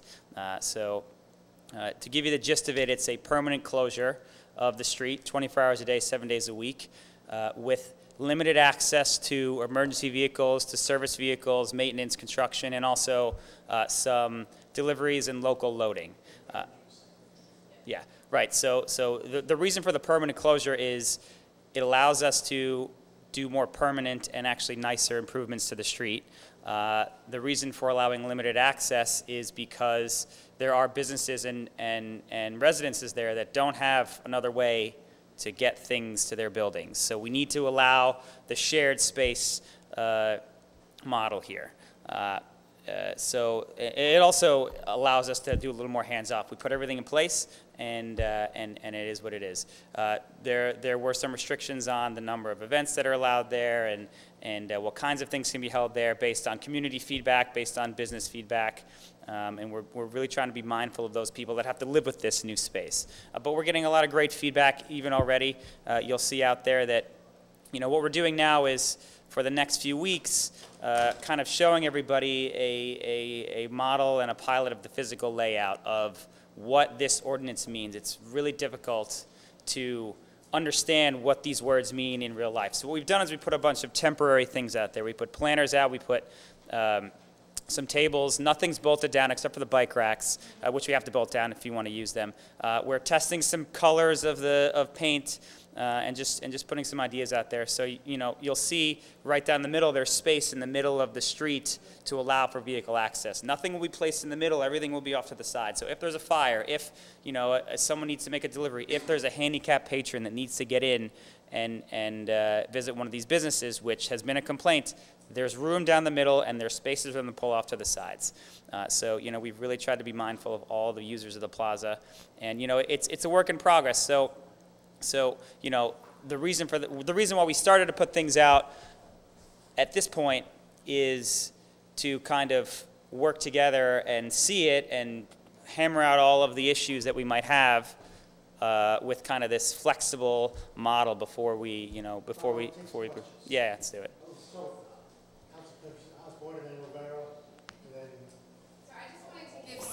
I just wanted to give some more context to the things that Brian has said, just so that this is something we've been working on for months now. So I just want to kind of underscore that we've had publicly, several meetings with the businesses, including one that was here in this caucus room, where they received notices. We had probably, Brian, how many businesses were here? Probably had this room was packed when we had the business meeting. It was totally full. It was 100%. Yeah, we did. We definitely. Rachel has it. Rachel from the downtown SID has it. Yeah. So the SID actually held their meeting, held the meeting here. Then we had several meetings with the neighborhood association, as well as conversations with neighborhood association leadership. I mean, Brian and I met on Saturday morning, so there's been a lot of community feedback. Nobody's going to be, just to kind of level set you, 100% happy, but most of the needs that the community brought up, which I'd like to kind of highlight for you guys, were safety. So like the bars late at night and getting, you know, if we had a pedestrian plaza, would that mean more people are drinking and hanging out later? And so one of the things you'll see in here is that there's going to be a foot patrol dedicated to this Newark Avenue block. On duty or off duty? On duty. Well, that's pretty nice. We can't get anybody in Jones Wait, Square. I mean, Jesus. Well, it actually. It's at the district. So first of all, hey, look. You brought up Rachel. Rachel is against it. Who's Rachel? See, she's in charge of the SID. Well, she called me complaining about the closing of the street. I've been working with her every day. That's not true. Folks, I'm sorry. I mean, you know, I'm not done. We'll let it, yeah. Folks. Okay. Everyone, Councilperson Osborne, if you can make your points, and then we have Rivera, Boggiano, Ramshal. Yes. Thank you. So I just wanted to kind of, so first was around public safety. So it's at the East District. It's within the district. It's his, you know, obviously it's his purview. We're not telling him what to do, but he believes it needs to be done for the area as well. The second issue is access, and so if you think about Newark Avenue right now, there's 3 lanes, right? There's a parking lane, and then there's a traffic lane going eastbound and a traffic lane going westbound. The middle lane will be open always to cars. It won't be shut down. So I think that's like, sorry, but I don't think you said it strong enough. So like, just to be clear, it's always, although the 2 sides are permanently closed, the middle lane's permanently open. So I think that's an important point. is it one way? It's one way. And then lastly, the other issue was around noise and the number of events, because it's become so popular there. The people who live there have had, you know, issues with like a block party, you know, every single night, and so wanting to have some restrictions around amplified music because they're living, you know, upstairs, and there's a lot of, you know, besides the ground level, which is businesses, the rest is neighborhood. So that was another concern, which is accounted for in the ordinance. So I just kind of wanted to kind of level set you guys with some of the work that's been done. For now, there's no, aside from the sidewalk cafes that allow food and beverage service, in the plaza itself, there's no alcoholic beverage service, there's no open containers. I mean, it's very strict in there, but this is not becoming Bourbon Street. And also, the travel lane down the center, you know, we don't want anyone to get the idea that this is still an open street. This is a pedestrian area, and we're trying to make it safe for people who are coming to use this as a destination to enjoy themselves. So, you know, it is not a through street. It is for local traffic only, and it is one way moving from Grove Street to Erie Street. If you enter that street, you have to pull off to the side, just in case there's an emergency vehicle that needs to get through. We've been in communication with everybody, such as NJ Transit, such as the fire department, the police department. They're all aware of this, and they're all, you know, ready to deal with it as they should. It is not a major artery of traffic, and it is not a thoroughfare. It's not really going to affect or impact the local traffic in the area. And judging, you know, over the last even couple of week or so that we've had it in place, we haven't had any traffic issues so far. We didn't have any traffic issues last year. Yeah. I have a several part question, so I'm going to do a micro unit. But when you mentioned one way, what's the one way? North or south? South, west? Okay, so my biggest concern, and let me. I like this project, but you know, my biggest concern is something that I raised the last time, and I'm going to stick by it because it's a serious concern. So you have 1, 2, 3 docs there. One of the docs that's there is a lung specialist. This guy treats people, patients that are on, you know, that are on oxygen. So I want to be very clear here that we are saying that if it was my friend, I can drive up that middle, yes, drop that patient off, drive back, pick that patient up, and nobody, no police or anybody is going to give me a ticket. 1,000%. Okay. Where are you going to pull off? No, it's a traffic. How you gonna come back out? So we would have to go around. So my second part is that being that now it's, you know, it's in the process of being closed off, there's a late item agenda that I'm going to, you know, bring in for probably on Wednesday, just put it out here.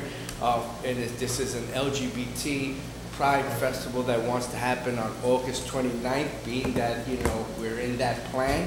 I want to put it out there as a late agenda that they want to, you know, have their festival there on the 29th, and, you know, this will be in front of us on Wednesday. Okay? For the street closure? For the street closure, yeah. It's already It's already closed, right? This is a resolution approving.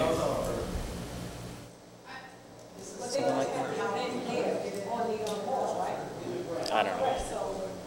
We gotta do the resolution because this requires 2 readings. They want to start advertising the event. They can't advertise the event based on your presumed approval. They gotta have authority. Fair enough. Boggiano. Listen, Brian, I guess we live in 2 different worlds. I worked downtown for 18 years. I know a lot of people. I've heard more complaints this week about the traffic on Newark Avenue, which is a pain in the neck, especially during rush hour. When I spoke to Rachel, Rachel wasn't in favor of it the other day, or last week, unless you convinced her. And the business people were on there a little ticked off. So, you know, like... I will say that I've worked with Rachel very closely throughout this whole process. You know, I've talked to, texted, emailed her several times a day over the last few days. She has been pivotal in helping move this along. She really has. She has been supportive since the beginning. I actually have an email from the board president saying they are supportive, 100% supportive of this. So I've spoken to many businesses. Many of them will be at the second reading, public hearing, to express their support of this. So, but that's fine. Rachel is 100% in support of this. So there's 2 things. I know exactly what you're talking about. Let's talk about it offline. It's not. She's in support of this ordinance. She maybe was not in support of how something was communicated. That's a separate issue. Well, she was pretty... Councilman Ramshaw. My one issue that I have here, I mean, I was downtown this weekend and I mentioned this to Brian, and everybody came up. I'm sitting, minding my business, eating in the restaurant, and guy, he included a cop, said to me, What time? included a police officer, came up to me and said, Councilman, how are you? It's nice what's going on here, but is the council approved the closing of the street? I says, not to my recollection. So a couple other people has mentioned it to me as well. So I said to them, talk to your councilwoman, because the last meeting was very late, so maybe it's a last item that I didn't vote on. No, this was But at the administration's request. We just did to be not, clear. yeah, we did not vote on it, and I find it odd to know that we closed a street down without council approval. So it's like a little slap in the face. Yeah, like why we not, if we know, like Candace said, this is, yeah, Candace said this was going through months ago. Why didn't we bring it up as a late item on the agenda at last meeting? I know it was late, but it was a late item. At least it would have made sense. The people would have known that the council voted on the street closing, not the administration, like, said we close it and the council and approve it. That's all. It's a great issue you raised. Just to be clear, the council is voting on the street closing. There is no permanent closure of that street. Nothing that's been done there is permanent. As Brian has explained, there are things being done there now to try it out. They painted some paint. They've taken it back up because, you know, so that's what's going on right now. Once you guys actually approve a permanent closing of the street, then there's a permanent closing and an operating plan that'll be informed by all the things that they're learning and doing right now. Like I'm not finished. Go ahead, Councilman. My thing is, it's not my ward. Like I said, I hang out here, I eat in my ward as well. Sometimes Saturday, Sunday, I'm down here. A lot of people come up and ask me questions. Likewise, if Candace go to my ward, to JC Friday at the Park Tavern, they might ask a question as well. My thing is, my response, talk to your council person, talk to the council president, talk to your lodge. But respect is respect. If we're gonna close, if I'm gonna ask to close West Side out, I'm gonna come and ask for the council approval of closing. It can't be any clearer than I've already been that there's no permanent closure of that street. For that street to be permanently closed, this body has to vote. There's no issue about that. That's clear. That's why we're here talking about this ordinance. Was there any way that you could have gave us a heads up? Because it's true, we be out the whole city, and if there's a street closed and I'm someplace else, I'm saying, no, I don't know anything about that. I mean, we do look like we don't know what's going on. It's just out of respect. That's what I'm saying. It That's what he's doesn't look saying. good for us. It doesn't Does not look look good. good for us. Whatever because I'm at large, wherever I go. It's just a memo. We so technical now. It's just a memo. Right. Okay, wait, Councilman Majewski's been waiting patiently. Then Councilman Yun. One of the things is that happens quite often. It's the bizarre way city government works. I think we voted on 50 or 100 things where the event was already over. And it's true. So, I mean, it happens. It doesn't make it any better. You're right. We should always, and the ones that we voted on, we should have known, but a lot of times the paperwork gets to us and the thing is done. The second thing, as far as the area itself, Newark Avenue going down from Erie Street is a nightmare now. It's one of the poorest places for traffic, the way it's constructed. You have bus traffic going down into Grove Street that makes a right-hand turn and blocks everything up. So it is terrible, the traffic. It should be closed down because it's just horrible. I won't drive down Newark Avenue because of that, because I got stuck at that traffic light for about 4 lights because a bus was blocking it. But it's not one of those. It's not one of those streets that are going to continue down. It stops. It's a T street right now. So it's not a major thoroughfare anymore, though it was at one time when it went all the way through. Councilman Yun. No comment. Rachel's neutral. Rachel's neutral. Okay. I just got an email. I'll have her come to the hearing. Okay.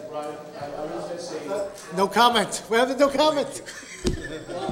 Wait. I just want to make it clear, I'm not against it, but I'm just saying respect is respect. That's all for next time. You know what I'm saying? Doesn't look good, man. It doesn't. It really doesn't. Okay, we're ready to move on unless... We're moving on. Thank you, Brian. Wait, tax abatements? Is it a tax, maybe, yeah. Oh, wait, before you do that, can I move my item up? So if we could discuss 3H, introducing this ordinance. It's an ordinance on wage theft prevention. So this is an ordinance my office has been working on with New Jersey Working Families. If I can get everyone's attention for a minute. Okay. So we're on 3H. This is an ordinance on wage theft prevention. My husband working with New Jersey Working Families. This wage theft legislation has been enacted more recently I'm sorry, it's been enacted in New York. Is that correct, Peter? Yeah. Sorry, I'm a little confused right now. So, and enacted in other municipalities as well. I'm sorry, it's also been enacted in 3 municipalities in the state of New Jersey. Highlands Park, New Brunswick, and Princeton, New Jersey. As of today, the 2 largest cities in the state have introduced it, being Newark did it at their meeting last week, and I'm introducing this at our meeting on Wednesday night. Wage theft, basically, for those not aware, or if you didn't have an opportunity to read the ordinance, is any sort of situation where the employer has basically stolen wages. So it could be that they're underpaying them when they should be paying the minimum wage, or whatever the case might be, and not paying those appropriate wages. It may be skimming off the top for waiters and waitresses on their tips that's supposed to come their way.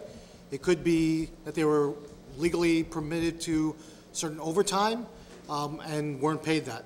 So in the cases of wage theft, the employee may file a complaint with the Department of Labor or with the court, and if the Department of Labor in their proceedings or the court proceedings determines that they're guilty, the employer is guilty of wage theft, what this ordinance says is that after such an adjudication and after such a finding, legal finding, and they're bound to that legal determination, that unless they've made an appeal, they have 90 days to rectify that situation, essentially pay the stolen wages, and if they don't and they're a business that's been licensed by the City of Jersey City, and only businesses licensed by the City of Jersey City, and we're made aware of that complaint from the employee or through some other finding, that we can suspend their license as a result of that, whether it be a municipal license issue, whether it be a health license, whether it be a Division of Commerce license,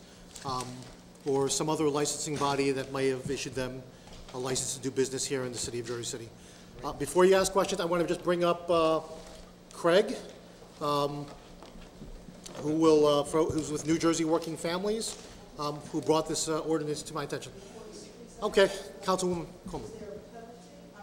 Period. In other words, if we suspend their license, can they pay the person back or pay what Yes, they owe? they can make restitution, cure it, and then their license will be restored. He will also answer questions. I have several questions. Sure. So, Because we understand what. is wage theft a problem that needs to be addressed now? Yeah, it's a huge problem. So this first came to us out of an organization in New Brunswick called New Labor, and yeah, about 60% of restaurant workers have reported at one time or another being victimized by wage theft. It's not just Jersey City. No, it's very common. It's very common with low wage work in general. Is wage theft happening in Jersey City? Yes. Yes. Have you done a background check on that, on businesses in Jersey City? I've handled cases of employers. Have you done a background check on that, on businesses in Jersey City? I have not done any recent background check of businesses in Jersey City.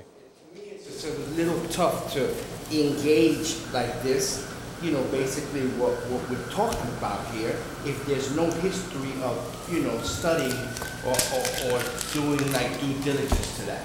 Well, so, I mean, maybe we need to go through the ordinance a little bit. The idea is if an employer has an outstanding wage claim that they have not paid that wages to the worker, that they will not get their license renewed. So this is not going after businesses, is not being proactive.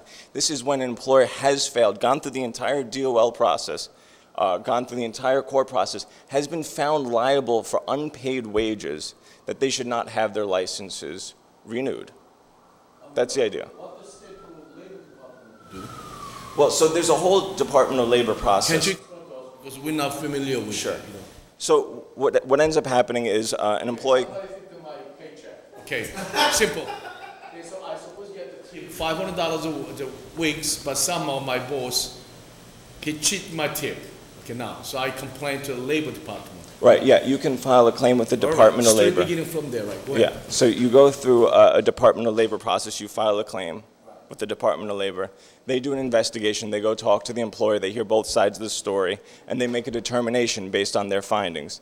That finding is a legally binding quasi-judicial determination of back wages that are owed, if they're found to have been liable for unpaid wages. The investigator then issues a writ of execution saying this is the unpaid wages that are owed to the employee, you need to pay it. What we found in many instances is even when you have that determination that unpaid wages are owed, there's really not a mechanism to then go and force employers to pay it. And what very often happens is that in the case of a municipally licensed business, they get their license renewed, they get to keep on going and doing business, and there's a worker that did work for this employer that is not receiving unpaid wages for work that they did. Yeah. Sorry. How will we pick this up if they're not paid, you know, because you said So it the drops, ordinance, right, the employee right. comes to City Hall, the Resident Response Center, they will do the intake, and then they will, if the documentation is appropriate, they get some judgment that says that they've had this court order determination, they'll send it to the appropriate division, whether it be Division of Commerce, Department of Health and Human Services, whoever does the licensing, and then they will notify the employer that they should provide evidence of having, that this judgment has been resolved, or that they're in an appeal. And if they don't respond within, and actually, I should say, we did an amendment. If I can distribute that, has it been distributed? It's been distributed. Okay. So, made an amendment which says that if after 30 days and there's no response, then their license will be suspended. Just create like more work for like the licensing departments, like HSS, HEDC. For everybody. But have we looked into that? Like, does this mean we gotta hire people? I met with them along with, and discussed it with them and had meetings to discuss what the reality is that a lot of these things go unanswered or complaints aren't filed because in many cases the employee is still working there, right? So who's going to file a complaint against their employer and say, you've stolen my wages while they're still working there? So right now the complaints are really about people who've left their situation and they're no longer afraid to lose their job or something to that effect. And so this will afford them the kind of protection to say to unscrupulous employers, to bad characters, to say, look, be on the lookout because you could be held liable for some unscrupulous practices that you may undertake. So since it's been introduced, I'll tell you that I've spoken with, I reached out to local businesses, SIDs, Chamber of Commerce, and I've had local businesses come back to me and say, well, I've asked about whether this adds to any of their burdens as business, as a good business. If you're practicing good business, it has zero impact on you. As I said, as an unscrupulous employer, then yeah, you've got some explaining to do at some point, and you're going to have to justify and defend why you may have stolen wages and so forth. So and cure it. And so other good businesses have said to me at this point that there are bad actors in Jersey City that are well known in Jersey City at this point who do that to wait staff and people working in the restaurant business and so forth. I'm not going to name names or anything like that because it's all allegations at this point. But as we develop and our restaurant grows and things like that, we have people who are working, and let's be honest about it, some of them probably undocumented and so forth, who are very vulnerable in these sort of situations, and this affords those folks and anyone else who's really out there some level of protection around that. Gentlemen, yeah. I like that intention of this ordinance. I support as a businessman 100%. Good intention, really, great intention. But now, practically, it's going to work or not. That is my question. I think not only myself, all the city council members, same feeling. We just create two ordinances, one after another one. But if it's not practical, yeah, there is an issue now. Let me ask this one. There are a lot of different businesses in Jersey City. You name it. Some business require license from the city of Jersey City, but lots of business doesn't require any license from the city of Jersey City. Those businesses are not impacted. That's what I'm saying. It's not impact, right? But no impact if you're not getting licensed from the city. Yeah. You also need to ask yourself if this town wants to be a town that is renewing and permitting licenses for businesses that are not paying their workers their wages. I mean, this ordinance only applies to businesses that have been found criminally liable for not paying workers their due wages. So, I mean, I don't think any town in this state should be paying workers, should be getting their licenses renewed if they're not going to pay their workers. There are many businesses that are licensed by this municipality. Certainly, there could be more businesses that are licensed by this municipality, but this would do, it would send a strong message to businesses that fail to pay their workers what they owe, that's not acceptable. And again, all you have to do to comply with this ordinance is pay the wages that you owe to that worker, and boom, it's over. It's just about paying people money that they're owed. Yeah. Yeah. I just had two questions, I guess. One, is there a way that we can provide notice of the ordinance to everyone that we license so that it, of this ordinance, that they understand that it's potentially coming, so as not to cause a huge drama 20 days after this goes into effect, all of a sudden, like, you know what I mean? Like, and actually, in that sense, it would encourage good behavior, right? Like, by the way, like, this is coming in X days, right? To kind of prevent, like, a mass chaotic day. Send out the effective date and we require the, like, public posting and a whatever else we did, you know, ad or something. Yeah, but well, I mean, let's just be clear. No offense, earmuffs. Like, I don't think people read notice, you know, like, if you're a small business, I'm not sure you're, like, trailing the back of a newspaper for notices in the back of the newspaper. Like, I don't know if there's a way we can do a mailing specifically to anyone who receives a license. Anyone who receives a license. Just to kind of let the notices come. Anyways, I don't know the percentage of businesses that are covered, but we wouldn't want, let me say differently, we wouldn't want 20 days, assuming this passes, 20 days after it passes, we wouldn't want to go all of a sudden, boom, boom, boom, boom, revoke, and have like this kind of like mass chaotic day. So that's the only point I'm trying to make. I just want to make clear, so these are, again, these are the bad actors, like they're the ones who are, so I don't think it's, I mean, certainly we can do it, and then there's a cost to that, and so. Would you have an idea of the percentage of coverage this pass? For instance, this would cover all restaurants. No, sorry, how many people are bad actors? What percentage of our restaurants downtown are bad actors? They said they did no study. They did no study.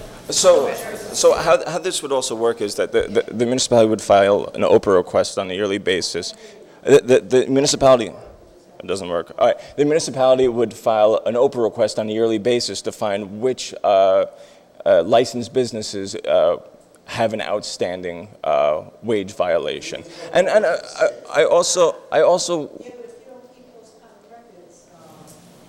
Request is not required. In other words, at this point in time, with This would be in this ordinance. That would be a requirement to this ordinance. Then an OPA request would be filed. You know, really, I support the idea, but practically it's going to work or not because already county or state or labor department, all they do job. And we put you another one, you know what I'm saying? I don't know why we necessarily I have do to that. say, the reason for the, if I can answer that. Yeah. But my previous question didn't Sorry, answer. my apologies. So what I'm trying to get at, so I'm throwing some suggestions out there. Forget me trying to tell you how to do it, because that's not what I'm trying to do. What I'm trying to get at is, how chaotic will this be to us? And if, like, so are you telling me that like 30% of our restaurants fall into this category? Do we have any idea, like percentage-wise? I just want to have an understanding of how chaotic it would be. And if it is going to be chaotic, that doesn't mean they shouldn't still pay, because yeah, bad actor is a bad actor.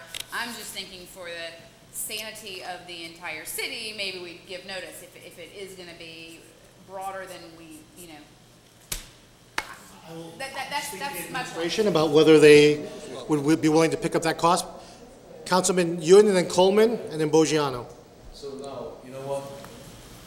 When you go to settle the case with the labor department, the labor just listen, you owe this employee $10,000. Order to this guy, yes. Order to this guy pay $10,000.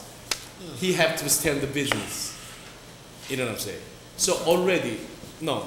Let's put it this way. Case one. I'm sorry. Okay, now. So some bad actor, cheat the still that they are paid, tips, whatever now. So the employee complained to the labor department. Okay, seems like my boss cheat my paycheck $10,000. So labor department investigate the whole situation. Yes. Your boss didn't give you full tips, he take it somewhere, so let's go. So now, labor department ordered to the store owner, the employer, listen, pay $10,000. You know what I'm saying, right? So he agreed, okay? He was found liable for owing $10,000. Yeah, so he have to order. Does it mean he agreed? Yeah, he agreed, so $10,000, you know what I'm saying? So now he have to pay. Order to pay the $10,000, he have to stand the business, right? His point? Unintended consequences. So the unintended consequence of that. So I think that's probably the exception more than the norm about that. That the bad actor is probably doing probably pretty well for themselves because they've been skimming wages from people and keeping it in their profits and coffers. You may disagree with me. Maybe they're skimming it because they, wait, no, I'm going to address this one. This is like, maybe they're skimming it because they're having a hard time, but if I had to guess that the person who's cheating somebody of their wages, they're probably not the most scrupulous person to begin with anyway, right? So I'd love for Craig to share a story. Where was it, in New Brunswick? This is in New Brunswick, yes. I think this is a perfect example of how this ordinance would work. This is a case of a woman named Irene Lopez who worked for a restaurant, a small local restaurant, La Hacienda in town. She worked there for a while. She kept having wages not paid to her, maybe like $200 this week, $300 this week were not paid to her from what she worked. In the end, she was owed about $10,000. This was in 2010 when she left that job. When she left, she asked for the remainder of her unpaid wages, and the employer said, no, sorry. So she went to the local civil court. She filed a claim. She won her case for $10,000. The employer was supposed to pay out installments of about equivalent of about $250 a week. What ended up happening was that employer would not pay that money. They would only wait until the court came after her and said, you need to pay this money. She would pay another $200, and it would stop the clock. Yeah, exactly. It's totally like child support. So she'd pay a little bit, stop the clock, and not have to deal with it. When we had this ordinance enacted, the employer received a notice about a month and a half before their license was due. You owe over $5,325 in unpaid wages. This was in 2014. The wages were found owed in 2010. $5,325, something along those lines, was still owed. 2 weeks before their deadline to get their license renewed, the employer paid the entire amount, $5,325 in one fell swoop. They had that money. They always had that money. Suddenly the money was available 2 weeks before they were potentially about to lose their license. And for the 4 years before, they paid little bits here and there. This worker recovered more in the last 2 weeks before this person's license was about to be revoked than in the previous 4 years. And that's the sort of idea of this license, this ordinance. Councilperson Coleman, Concern with this is, because I work with Oprahs on a daily basis, is that this is going to create an administrative job, meaning there has to be a record of all the businesses and then those who have those complaints, and that record has to be in existence in order for you to be able to respond to an Open Public Records Act, because if it's not in existence, no one will ever be able to get that information. The Oprah's not on us. We will be Oprahing the state. The state's going to be responding to us. So who's following up with that? The RRC is responsible for that. RRC. we've discussed it with the RRC. They were fine with it and taking on that responsibility. One point person. We've spoken to the director, Bernheim, and she said she's fine with assuming the responsibilities around that. Monitoring and recording when those complaints come in. In other words, you have a list of 10 businesses. Somebody needs to know which one of We're those. a list of Department of Labor, and then we act upon that list. We don't receive the complaints. And we take individual, and we, but thefts. Is that what you're saying? So, right, so when the DOL gives us the list of who is in violation, those names will then be forwarded to the appropriate department, Commerce, HHS, whoever it is. They will reach out to that business and say, settle up or you risk losing your license. Let me ask this one. Councilperson Osborne, then back to Councilman Young. So people are paying to the point, I think I'm gonna close the loop of the point you're making. If people, I mean, just the same as they do in like child support cases, they don't make you pay it all up front. Granted, forgetting the example you just gave where they did, it's $200 a month. If people are reversing their sins and becoming better actors and paying their debts, their $200 a month, they're clear by this ordinance, right? Or no? Yes. Yeah. So if they owe $10,000 and the judgment was you have to pay $200 a month for the next 3 or 4 or 5 years, and they're doing it, they're fine. They're not impacted by this. No, that's right, sir. Okay, no, they're fine. But in that case, if they're not paid monthly payment or weekly payment, then what is the role of the Labor Department State of New Jersey? They take it to nothing? There is no state law forcing these. No state law. No state law. The state determinations if wages are owed, but that's about the end of the process. That would be the end. They make the determination if wages are owed. It's like a civil court case, but then they wipe their hands of it. They don't do anything else. If you're licensed by the state right now, if your business is licensed by the state and not the city of Jersey City, they will be unaffected. Those actors will still continue because we don't have jurisdiction over state licenses. Oh, then we need this law, ordinance.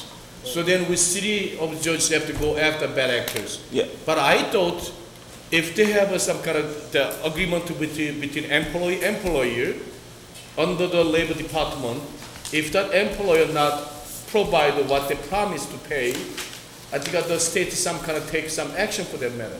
But you say no. You sure? It's the judgment. The judgment that they Yeah, get was the the action. judgment is And about that's the it. judgment. Then what happens? Courts can enforce it and so forth, but it's like child support, as you said, right? So Some, like in some states, they do like automatic deduction for child support, and it sounds like the state doesn't have any kind of laws about that. They probably should, which is a separate state issue, but in the What is the meantime, state here's of something New we can Jersey? do at the municipal level. What is the state of New Jersey? The state of New Jersey.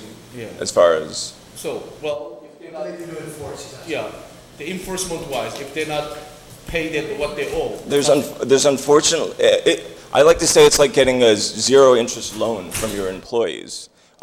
You cannot pay them, and all you owe at the end of it, according to New Jersey state law, is a small administrative fee and the back wages that you owe that employee. That is the current state of New Jersey's law when it comes to wage theft. In New York, they do double, triple damages. Here, there's no damages.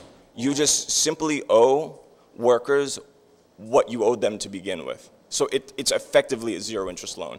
And this helps prevent this by saying, if you want to run your business, and again, this is not something that's like sneaking up on an employer. They went through the entire legal process. This takes months and months and months to go through. So it's not like they're like, oh wow, I owed money. No, they went through the entire Department of Labor process or civil process.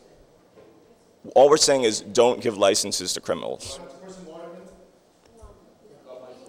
We can get a list of the bad actors for Jersey City. We would have to get it from the state, right?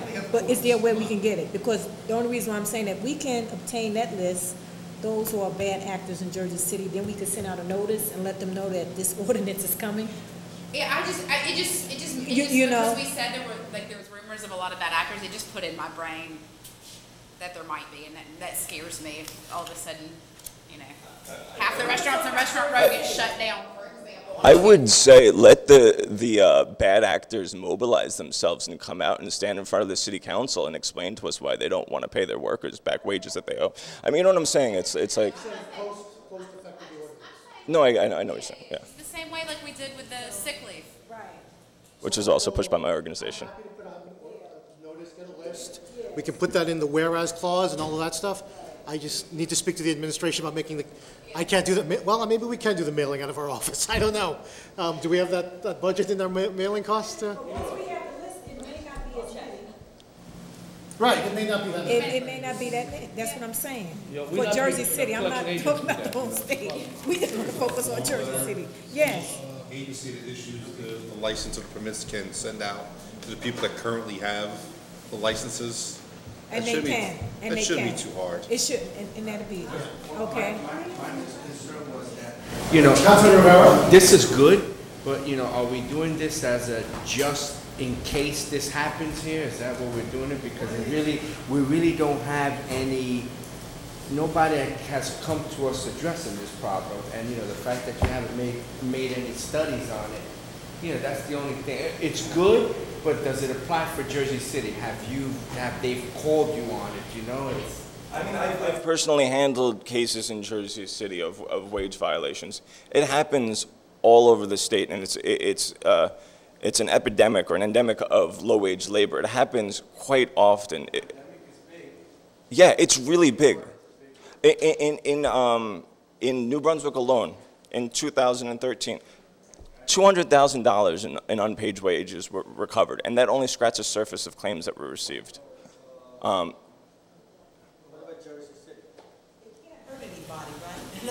There's nobody, if there's nobody that stole wages. Yeah, so Joanne, would like to the Corporation Counsel's office would like to speak. I mean, I think clearly the Department of Labor has civil and criminal remedies at its disposal to enforce its own judgments. I don't think there's any question about that. I don't think it's fair to say to the council that, you know, they get a judgment and then they just wash their hands of it. Now, they may not have the resources to enforce it, and that's what the problem is, and this would give an additional remedy to the city to assist in the enforcement. But I just think that's the better way to put it, because clearly there's civil and criminal remedies for it. But this is an extra measure that maybe makes a lot of sense because it would give a more immediate enforcement. Maybe you'd be more sensitive to it. That's just the only point I want to make. Joanne, thank you very much. You know, really appreciate it. That's the case we don't need in Jersey City. Yeah, we don't need it. We don't need it in Jersey City. Listen. It doesn't ever go above $500 in administrative fines for these claims. And criminal remedies for the Department of Labor to enforce their own orders. It's a disorderly person's offense, which. Whatever it may be, whatever it may be. The point is, this is an excellent. I'm not disputing that this isn't an excellent tool that you want to add to your. The remedies are inadequate to. That's a fair statement. Yeah, to meeting these sort of violations. Right, but to say they don't exist is an exaggeration. That's, you know. We have lawyers all around the place that do it for nothing. I mean, I don't understand why we have to. Legal aid does it for nothing, basically, and why do we have to get involved in this? Because we don't want to renew the licenses of criminals.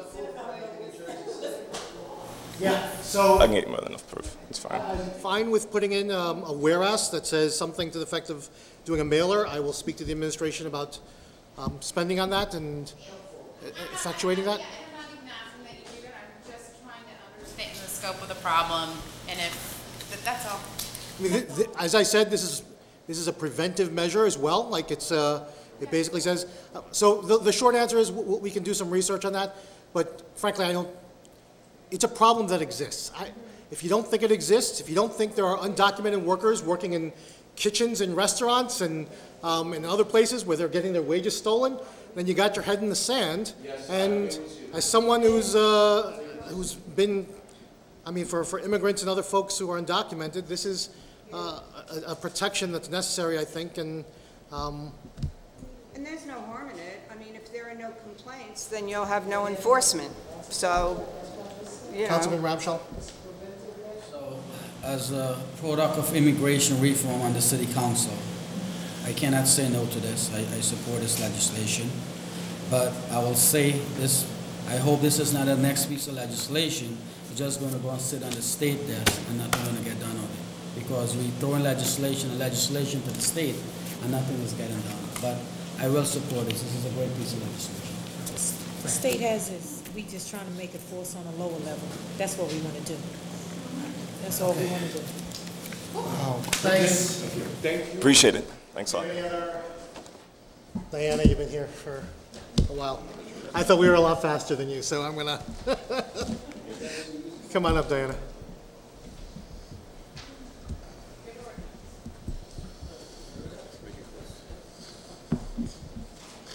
I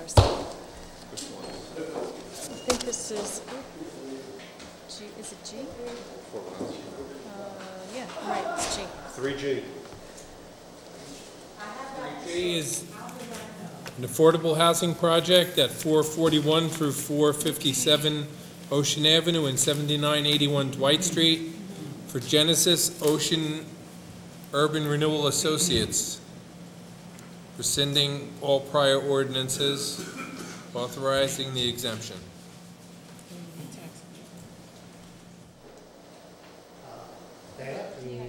The applicant? You've seen this, this is an applicant that you have seen before, and they're here tonight so they can explain why they're back again. But very simply, affordable housing, as we discussed earlier, requires a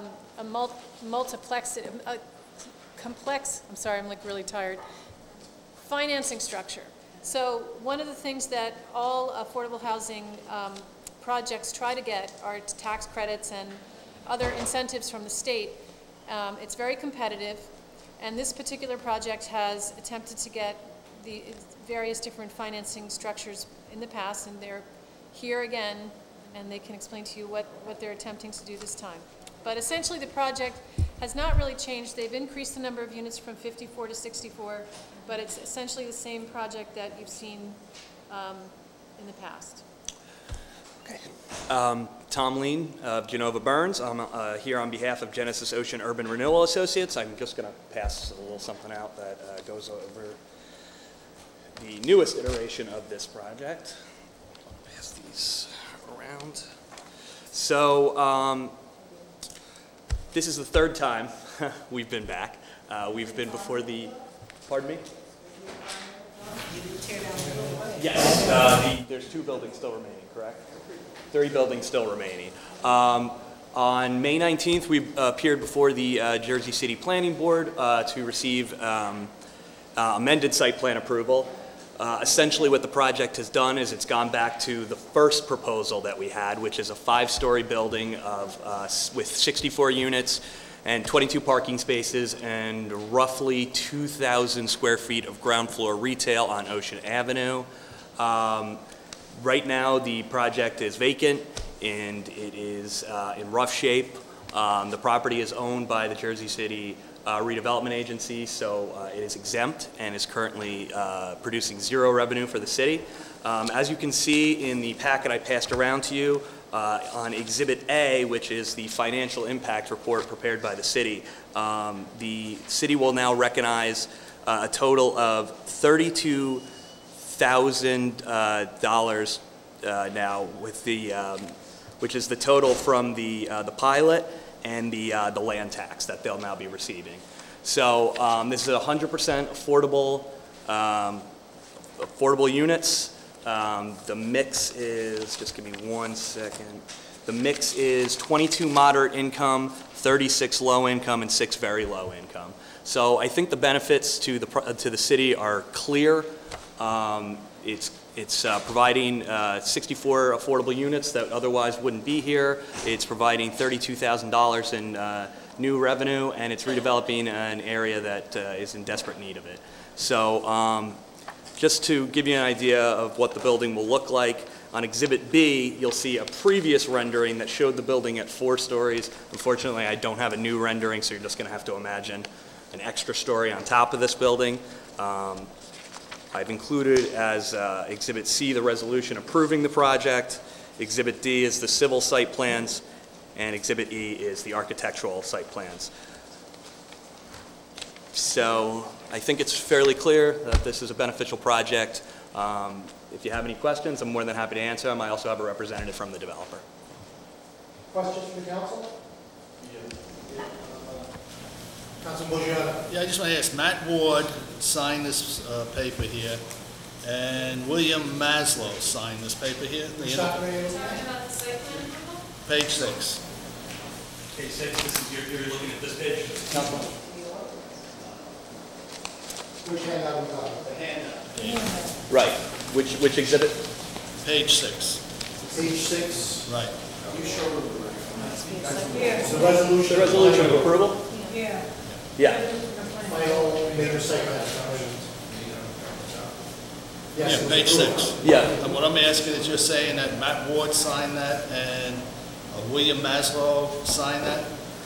Correct. Yes, correct. Yes. I'll talk to you privately. Okay. Okay. Any other questions from the council? Yes. Councilman Young. Danny, see what I'm saying? You're telling me to sign that building. You know? Yes. Okay, now, this is, I just want to confirm with Robert. You know, ordinance numbers, this is the, I print out all those one. Okay, ordinance on 13098. As I understand, we have introduction, but we never adopt this one. We never got the ordinance for this? Yes, because we do the first reading. Correct. But we never, city council approved that ordinance 13098. Yeah, you did. And We then did. it was amended a few months later to reflect a change in the name of the entity, which was requested by HMFA. The name change. Yeah, but you know what? Name change, yes, we did. But when I see the record, we never do that here second reading. You pulled that up off the internet? Yeah. You may have pulled it up after the first reading, before final But that's why I adoption. just want to make sure, you know, to maybe, so when I go to the internet online, so when the print out, It was adopted, you pulled it up from an image before it got finally adopted. They were all adopted. so we all adopted, right? Just want to make sure. Yeah, those three are being rescinded. They're all being rescinded, Councilman. Oh, okay. Just want to make sure, okay, now. I looked at it. Yeah, okay. Oh, you looked at too? Yeah, I mean, yes, there were three ordinances previously that will all be rescinded and replaced by this Here's the ordinance. copy of the second reading page from 13098. 13098? Yeah, it was adopted on second reading on September He's from 25th. Missouri. Okay, all right, good. It's a no big deal. And so you say we did that, that's what I needed, you know? There you go. Okay. Missouri, Korea. All right, okay. So now, let me ask this one. 2008, there was a financial crisis in this whole country, so it was very difficult. So I understand. But 2011, when they proved that this one, the annual service charge 8% to annual the gross revenue, there was a bad time, 2011. But now, 2015 is still much better than 2011, you know, the market. But they only ask for 6.28 annual service charge. Just say yes. Councilman, that is the terms that we negotiated with the city. The Tier 5 policy allows between 5 and 8%, so this is landing pretty much in the middle of that. Those are the terms that we agreed to with the city. And the projects are previously authorized, whatever their terms may have been, no matter how, good you thought those terms were, the project never got built. That's the whole point. It never worked. So this was a reworking of those three prior attempts, and hopefully we will we'll only see the back of his head from now on. Okay, so 8% is tough. Yes. So this project also get affordable housing trust fund? No, the projects that are 100% affordable housing are exempt from making the contribution. But I know what you're saying. They did receive a grant from the Affordable Housing Trust Fund last year. Correct. And that was used for alleviate, what was it used for? So far, no. She was asking what it was used for.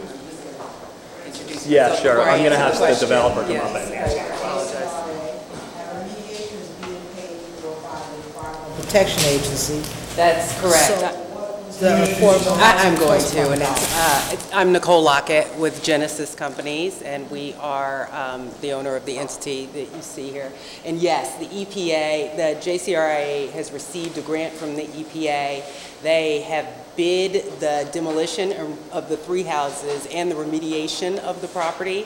And so they are going to be getting started with that this summer, as I understand. What happened to the funds from the affordable housing trust fund that you were approved last year? That will be part of the overall development financing for this deal.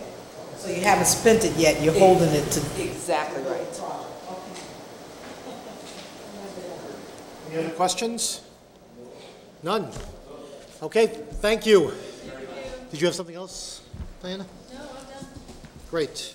I guess we can take it from the top. All right, B is a resolution that has two companion resolution, an ordinance that has two companion resolutions.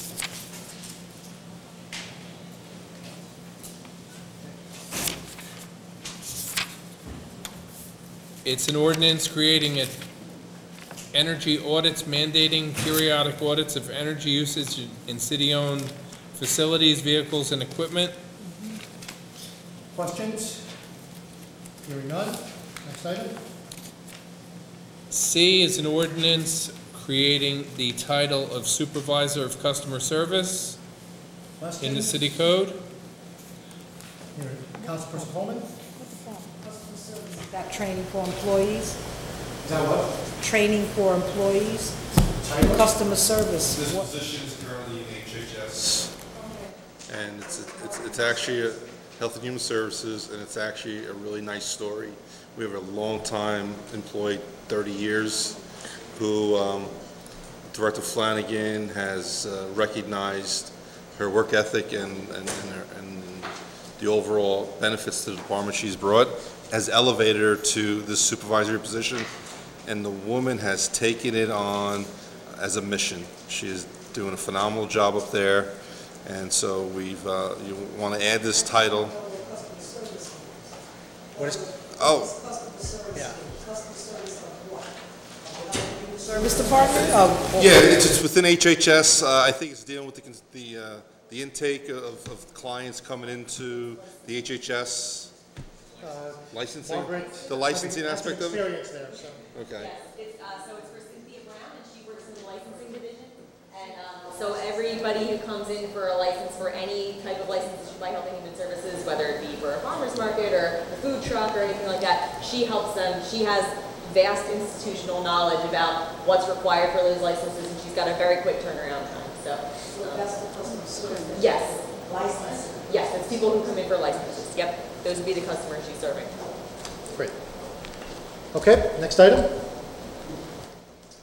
3D. Okay, 3D is the traffic ordinance designating the intersections of St. Paul's and Oakland Avenue and Mercedes Street and 4th Street as multi-way stop intersections. Yes.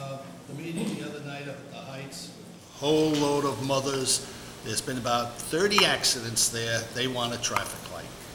And there's been, the police department supplied them with a list of accidents that's unbelievable. St. Paul's in Oakland? That's it. Yes. And they want you were there, Michael, weren't you? Yes, yes. Oh, yeah, that's right. They want a traffic light. That intersection is a disaster. This is the intermediary step to getting a traffic light. Right. This is the step. E, a month-to-month tenancy with Rescore Montgomery LLC for off-street parking at 711 Montgomery Street. F, an ordinance granting permission to Christopher Columbus Drive LLC, successors and assigns to make improvements in the Christopher Columbus Drive public right-of-way adjacent to the property at 190 Christopher Columbus Drive. Okay. Councilman Good. Yeah. Actually, the sidewalk is only 15 foot wide. If they take away 7 foot, only 8 foot is available to a pedestrian in that area. It's okay? If you look, this is required by the planning board. This is required in their site plan approval, an attachment to the ordinance. So actually, they almost, yeah, I saw that. You know, they take away half of the sidewalk from the pedestrian, so I feel uncomfortable. You know what I'm saying? Mr. Harrington? Yeah. Yes, for the record, Charles Harrington, on behalf of the applicant here. We're not taking away half the sidewalk. We've actually worked for a long time here with the planning department and engineering department so that they minimize the proposed stairway. It's essentially the same size. It's just maybe 6 to 8 inches, maybe 6 inches bigger than what was previously there. And these, if you go down Columbus Drive along this section, and I have a photo, if the council would like that, I can hand these out. You'll see that it's, there are stoops that at the east of this property that protrude out, and they're actually further into the sidewalk than we're proposing. And then when you go to the west, there's encroachments that bump out too. And what we're doing, planning and engineering has specifically asked that we match that, the other encroachments there. So we are it is not taking up half the sidewalk. We're only pushing out and essentially rebuilding what was previously there in connection with the rehabilitation. What? It's, we've got, if you look at, yeah. What I see in the diagram. Yeah.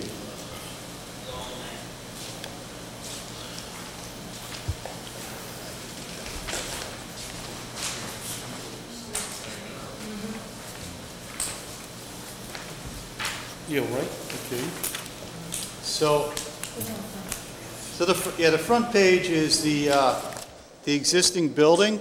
Just kind of give you a background of, this is, they're rehabilitating this building into 15 work-live units on the top floors, and in the front, the ground floor will be any permitted use in the NC zone. This is in the NC zone, so it could be a restaurant, it could be retail.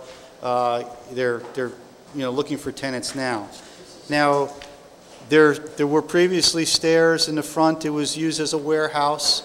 So that's why you see the bays on that picture that's before you. That's going to be eliminated, so it's no longer, you're not going to have that use. You're not going to have trucks going across the sidewalk as you have a depressed curb there. And then if you look at Exhibit A, that shows you the dimensions that we're talking about. The stairs that will be used to enter the commercial space in the center, it'll only be 4 foot 3.5 inches from the wall of the building, and then the remainder you'll see you're going to have 9 foot 1 inch. Actually, that's to the telephone pole that was installed, and then to the curb, the end of the curb, it's 10 feet 8.5 inches. So that's the clear sidewalk you have, and that is a result of extensive conversation with the planning department and engineering. This one is a little different. Well, that's an older one.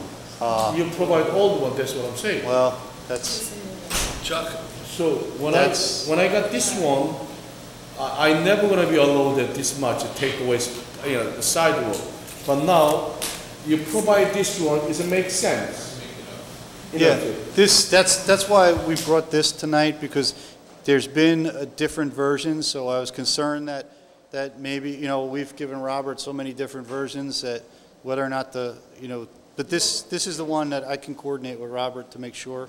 You understand, right? Yes. So based on the old one, they take away half of the sidewalk from the pedestrian. But this one, yes, it makes a little sense. Right. So no further questions. Okay. Chuck, is this an historic district? It's not. It's not. Are they going to keep the rounded windows like? Yeah, you'll see if you go. What year was the building built? I'm sorry? What year was the building built? I don't recall, but if you go out there. It's got nice windows for any. Yeah, there's a substantial renovation that already took place, and we did consult with the historic preservation officer in the renovation. All right. Thank you. Okay, thank you. Thank you, council members. We're going to have the Central Avenue Journal Square Special Improvement District budgets. Let's go to the resolutions. Fortunately, we did many of them. You have a replacement of 10A. I'm going to ask the budget office to provide additional dollars into the other expenses for the clerk's office so that we can pay some bills. So you'll get a new 10A. B is authorizing the cancellation of certain reserves in the current funds. C is authorizing the cancellation of certain reserves in the capital fund. D is authorizing use of reserve funds in the calendar year 2015 municipal budget for operating expenses at the Bethune Center. We did E earlier. F, G, and H replace lost third-party tax sales certificates. I and J are for the approval of the Central Avenue Special Improvement District assessment roll and budget. K and L are for the approval of the Journal Square Special Improvement District assessment roll and budget. M is appointing Marcos Vigil as a member of the Jersey City Municipal Utilities Authority. N is recognizing the National Black Deaf Advocates. O is honoring John Nagel. We did P through X. Y is a resolution authorizing program contracts for the summer youth programs under the Community Development Block Grant, Public Services. Z is supplementing the zoning manual, loading zone designations for 9395 Montgomery Street. Z1, Z2, Z3, Z4, closed streets. Z1 is Z3 is my problem. Z1 is for Team Walker on June 27th. Z2 is St. Anthony's for their church, their annual festival on June 9th. Z3 is for Mount Carmel, July 9th through 18th. Z4 is Holy Rosary Parish Festival from August 10th through August 17th. We did Z5.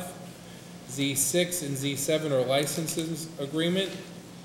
One for city-owned property at 65 Phillip Street for the redevelopment agency to use, and Z7 is for Public Service Energy and Gas for Block 16001, Lots 1 and 2 for pre-construction site analysis. Z8, an extension of a contract with U.S. Security Services for month-to-month basis not to exceed 6 months. We did Z9 through 13. 14 is authorizing the use of competitive contracting to award a contract for website redesign and maintenance services. We did Z15 and 16 through 20.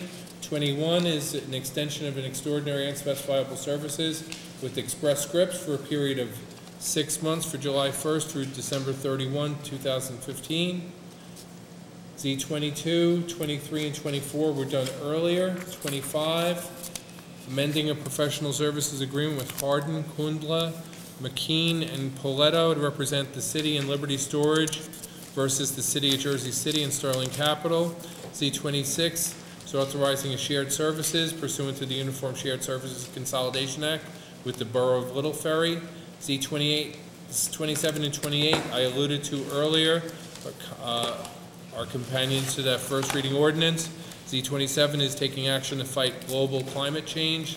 Z28 is award of contract to Greener by Design to perform a carbon monoxide and greenhouse gas footprint analysis. Z29 is a resolution opposing New Jersey Transit's proposed fare increase and service cuts. We did everything else. We're expecting carnival bids and turf at the soccer field at Haven Point. Z29. Go ahead. So Councilman. introduce this. This is folks are probably already well aware of New Jersey Transit's proposed fare increases. This basically just one state. I asked the law department to amend it to include that Mayor Fulop held a press conference with all the elected officials and to list all of those folks, just to give it a little more oomph that as we send this over to Transit and letting them know that the council. I think John Hallinan was at the meeting on that one. Yeah. So what we doing with this? It needs to be amended. Yeah. Okay. Motion. Z3, I want to thank the VA for its prompt response and the Montgomery Okay. Motion? Yes. Second by Councilperson Waterman made the motion, seconded by who? Councilperson Coleman. Wait, stay in the room. I want to give everyone credit who stayed. Gajewski, Ramchal, Bajiano, Yun, Osborne absent, Rivera absent, Coleman, Waterman, and Lavaro. We are out of here. Thank you very much. Thank you.